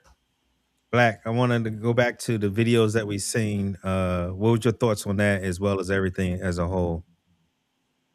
The videos, it's typical what people do that's like her. They give you facts, and then at the end, they give you their perspective instead of just letting the facts sit where the facts are and let you develop your own perspective. So people will listen to all of that, and then when she start interjecting her perspective in it and her opinion, then it's like, see, I told you it was the Democratic Party that blah, blah, blah. And it's like, no, there's another side to that. So they slant people's views and tell people what to think without just instead of just putting the information out there, because we know everything that she said was facts, but she did not go past she said the 60s and the 70s, but that's far she went. She didn't tell you what happened. It wasn't factual after 65. She wasn't factual after that. Yeah, exactly.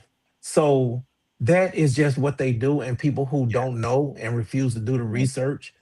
But my question, when people ask that, when people try to make that comparison, my next question is, okay, which party right now is doing what the Democratic Party back then did?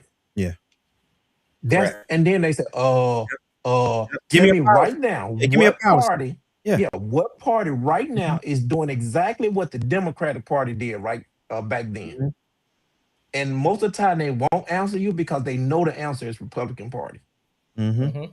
And that would shut everything down. So I'm with you. She should be fired for making that video because that's so misleading. And it's just I couldn't do that. And if my child was at Vanderbilt, they would be gone. Yeah. She would be gone, or my child would be gone. Yeah. As far as Ronnie, you made a comment about Target and they one of the richest families in the world, and we was never going to do blah blah blah. The goal is never to destroy a company. The goal Right. is to exercise our financial clout. And when investors start losing money, when we take our money away and investors start losing money, people start making noise. And I don't care if they was making $400 million a day. If they drop down to 200 million, yeah, they still gonna survive. But what happens the next time another company do something that we don't like, and we start, they're going like, oh shit, they Target lost $200 million a day, and we can't lose that much money, so we better give them what they want or do blah blah blah, basically curtail to what we want them to do. So it's never about destroying a whole company. It's about making our money talk for us. And I don't care if Target lives forever. I don't care if they make a profit forever. They won't get my dollar. And I remember my wife, and I don't want to throw her out there like that, but she was like, when they was like, Target is back and we can go to Target again. I said, no, the hell we can't. Yeah, that's where I'm at too. I said, no, the hell we not. I'm done with Target forever. Yeah, they haven't done I'm it. done with them. Target. I don't even And last the time way I've I been to boycott- Target.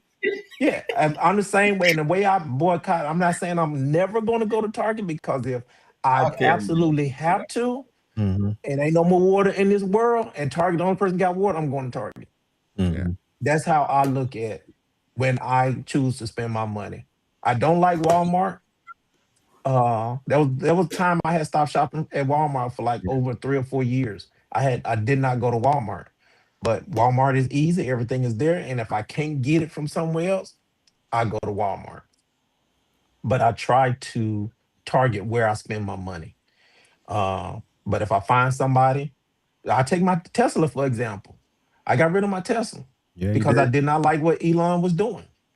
And I took a huge loss. Talking about sacrifice, I lost over, hate to put it out there, but I lost over $16,000. I had to come out of pocket with that just to get rid of. But my principles meant more to me than riding around in something I know he was a part of. So I got rid of the Tesla. I like my Tesla, but I just could not do it. When I sat in that car, I could not do it for what he did to all other people, to the government employees. So again, is it hurting Elon what I did? Absolutely not. He ain't feel shit. But it was more about my principle and where I felt that I was promoting or advertising. So again, it's never about making a company fall, but when you start making them hurt, you remember talking to 1,000 cuts? You start talking about company. I ain't trying to kill you, because I know we probably can't kill you and destroy you, but we can put 500 cuts in you by taking and targeting our money, and don't ever go back. And that's what I dislike about my people. We are so forgiving. And when Target come back and apologize or create this and create that, then all of a sudden we're back. Oh yeah, we're gonna go to Target again, and we are like, ain't shit happen. Never going back. So again, I ain't gonna say we can't, but it's not about destroying them. It's about making them feel our financial clout. And what does that do next year? When a company think about doing that shit, be like, well, Target ain't never came back. Target don't have those profits like they was getting. Why don't they have them profit? Because the black people start going there so much. Then when Walmart or shit, whoever decide that they want to do something, they're gonna think twice about it. And then the next company gonna think twice about it. Then the next company gonna think twice about it. And what do years and years of making companies think twice about it? They're gonna start coming to us before they start making stupid ass decisions. They're gonna start including us Correct. before they start making dumb ass decisions. And then what does that happen? It gets us in the door. Once we get in the door, now we can pick up that phone call to the CEO of these big time companies and say, hey, you ain't hiring enough black people. I looked at your roster and you only have 5% black people, and there's nobody on your board black. We need to make some changes. Yes, sir, we'll get right on it. Why? Because they become afraid of us pulling our money out, and that is what we need to get to. We can't do it by just stopping spending somewhere for 6 months or 3 months, and then we right back in it. Shit, they be like, shit, okay, I'm just gonna go up. When we come back, they're gonna go up $2 on this shirt, 50 Yeah. cent on this loaf of bread. And within 6 months, they don't recoup all that money that they don't lost over the past year. And shit, they don't care no more. They just write it off as tax loss, Piggyback bro. on that. There's loopholes. We needed our own. We needed our The own. company pivot. the company writes it off as a loss, but the investors want Yeah. their money, and that's how they're gonna get No, their money. listen, I'm being facetious. I'm with you 100%. I'm just being facetious. But 100%, that's exactly what I was I wish we could have pivoted the money to somebody else, a black owned target for say. That's what we really need. We don't have one. That's the point. That's what Black's talking about. And that's that's what we need. that's We the need power, to have the power that we don't have. That's a part of that organizational stuff that he's talking about. That's what I'm talking about too. That's how your own that's banks, exactly what I've been talking about the whole time. Your own freaking airport. That's why I won't allow you to do. But here's what I was trying to say too: is they want to allow you to do certain things. Why couldn't Hold on, Ronnie. By you just said they won't allow. Yeah. We are number 10 in the world with money. It ain't about allowing. We go take. You think we don't tell Russia? Oh, they want to allow Russia to do this. Shit, Russia go take. Yeah. And we are more powerful financially than Russia. Mm-hmm. No, it's different. Different type of power. It's a different type. I'm trying to say power, Ronnie. Yeah. Listen. The problem, the issue, or the thing I'm trying to say is, why can't our boy go buy Spirit Airlines? Got the bread. Say what? Say again. Because we don't have the power. How come the brother couldn't go buy Spirit Airlines? We don't have the power. Now, what if we had the power and he went? Hold on. He went and got more than the. He had Hold on, Ronnie. If we had the power, he went and made an offer with Spirit, and they told him no, and black people just stopped flying with everybody. I guarantee you he'll be able to buy it. Oh, shit, you shut the skies down, that'd be a wrap. I guarantee you they're gonna say. I agree. But if we had the power, they never would have told him no, because they know that black people, if we don't let this go through and he don't buy it, black people gonna start flying. They're gonna take their money out, and we're gonna all lose. So guess what? Yeah, you can go ahead and buy it. Because they would be afraid of what is going to happen if we was more organized, if we had not went back to Target, if we had not went back to the NFL, if we had not went back to Walmart and allowed these people to say that, no, they are organized. If they stop spending, they ain't never coming back. So if we don't let this deal, if we don't allow him to buy it, I'm afraid that black people are going to stop flying, period. That ain't gonna never happen. I see what you're saying though.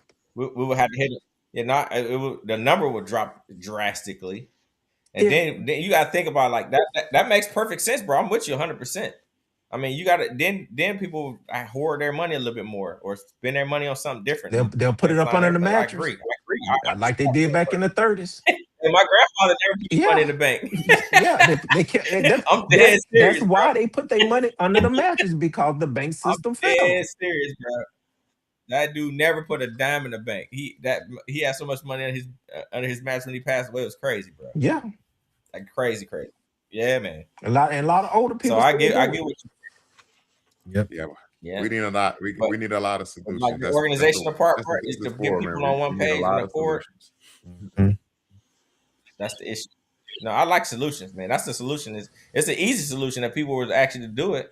They would It'd be just real do it easy to do. and It's see not a hard first. thing to do. Look People, how quick, you see it all the time. yeah, People look like, how we're quick it not will going, happen when. we're not going to buy gas tomorrow. Fuck not buying gas tomorrow. Mm. You got to do that shit for a while. But I'm not with not buying gas for a day, but I just see it floating. Oh, we're not gonna spend money for a day. No, no. They don't give a damn because the day before you're gonna go get everything you need. And if you don't get it Right. on the day you're not supposed to spend money, just gonna go buy it on the day that next doesn't day. work. So that shit don't work. Yeah. Start Has to be- pulling your Yeah, money that'll away from these companies. Yeah. Start targeting your money. And we can't do it, everybody. I mean, like we can't boycott Target and Walmart. Right. And Right. we can't because That's exactly where I'm at. we'll be driving way across town to get shit. Mm-hmm. No, you can't go to the mom and pop stores. Huh? You go to the mom and pop stores, you're just gonna pay a lot more. You can't. That's what I'm saying. It's not feasible. We can do whatever we want to do, but I'm saying if we said, okay, Target is the company that we're not going to spend money with. Stop spending money with them forever. And if Walmart fuck up, and then Walmart, I believe that Walmart will start looking at shit different and we never go back. Or companies, period. I'm just using Target and Walmart as examples, but companies, period. If we don't ever go back, they will start looking at us different. They're like, oh shit, they organizing. They know they putting a financial dent in our overhead. And that is what matters. It ain't got to be but 10%. 10% from an investment or investor point of view, that's a lot. Yeah. I mean, they literally sitting in board meetings trying to figure out how to get 2% more. 2% increase in a quarter is huge for them. Even in a year, is huge. Yep. So if we can make a 10% dent in their overhead, that is tremendous. And that's all we got to do, 10%. There go my 10% number again. I'm right there with you. I'm right there with you. Got to be sustained. Yes. Sustained 10% loss. A lot of these companies were hurt. Not because they can't survive, but because making noise. Man, we can't be. Listen, let me simplify it for you. We can't even be consistent on our workout every day. Just us. But we are pretty much. Listen, I'm being funny. I'm just being funny, bro. As a collective, we are though. I'm being funny. No, we not. We ain't being consistent. None of us being I'm talking consistent. about as a collective. Yeah, we are. I think we are. We're progressive. I'm talking about our whole thing. I'm talking about everybody, not just the collector. Everybody needs to be doing it. That ain't 10%. No, see, no. I don't believe in everybody. I do not believe in everybody. You report I don't believe in everybody either. You report your reports every day? Yes, I've only missed 2 days in 60 days. I missed some days, but I did the workout. 2 days. But the whole thing is, I was trying to be funny, right? No, I was just being funny. What I'm saying is, like, if we can actually get that together, that would be something different. And like you said, it would have to be a habit thing. It would have to be something. What is it? 21 days to make it a habit, right? So, but something like a lot feel like you, Ronnie. I think a lot of Yeah. people feel like you. That's like that. It ain't gonna happen. And I think it's happening in certain areas. That gives them the excuse not to. Sometimes they say, well, this person not gonna do it. Why I got to do it? This person not gonna do it. We as a group, we won't do it unless somebody else we see everybody else doing it, and that's hard for an individual in the group to say, regardless, I know I need to be doing this and go ahead and do it. That's one of our issues that we have, but that's another whole show. That's a whole nother show. No, that's pretty deep. That's profound what you just said, Keith. That's 100%. You're right. That's some psychological stuff that goes way It goes way beyond. Mm-hmm. Yeah. All right, y'all. We done reached our time for the day, y'all. This has been an excellent pod. This really has been. I hope everybody enjoyed it that's out there watching, all our other shipmates. It's time for cleaning our palate. Anybody got anything good this week? All right. I don't think I do. Yeah. Good Father's Day. Let's put it that way. That was pretty dope. Yeah, I did have a great Father's Day. Yeah, that was pretty cool. With, one of my sons, he was a father as well, and we did some barbecuing. and just relax. I just had a great Father's Day. Yeah, man. That's Had a what's good up. Shante had a family reunion. They had about 200 people out there at this Oh, party. really?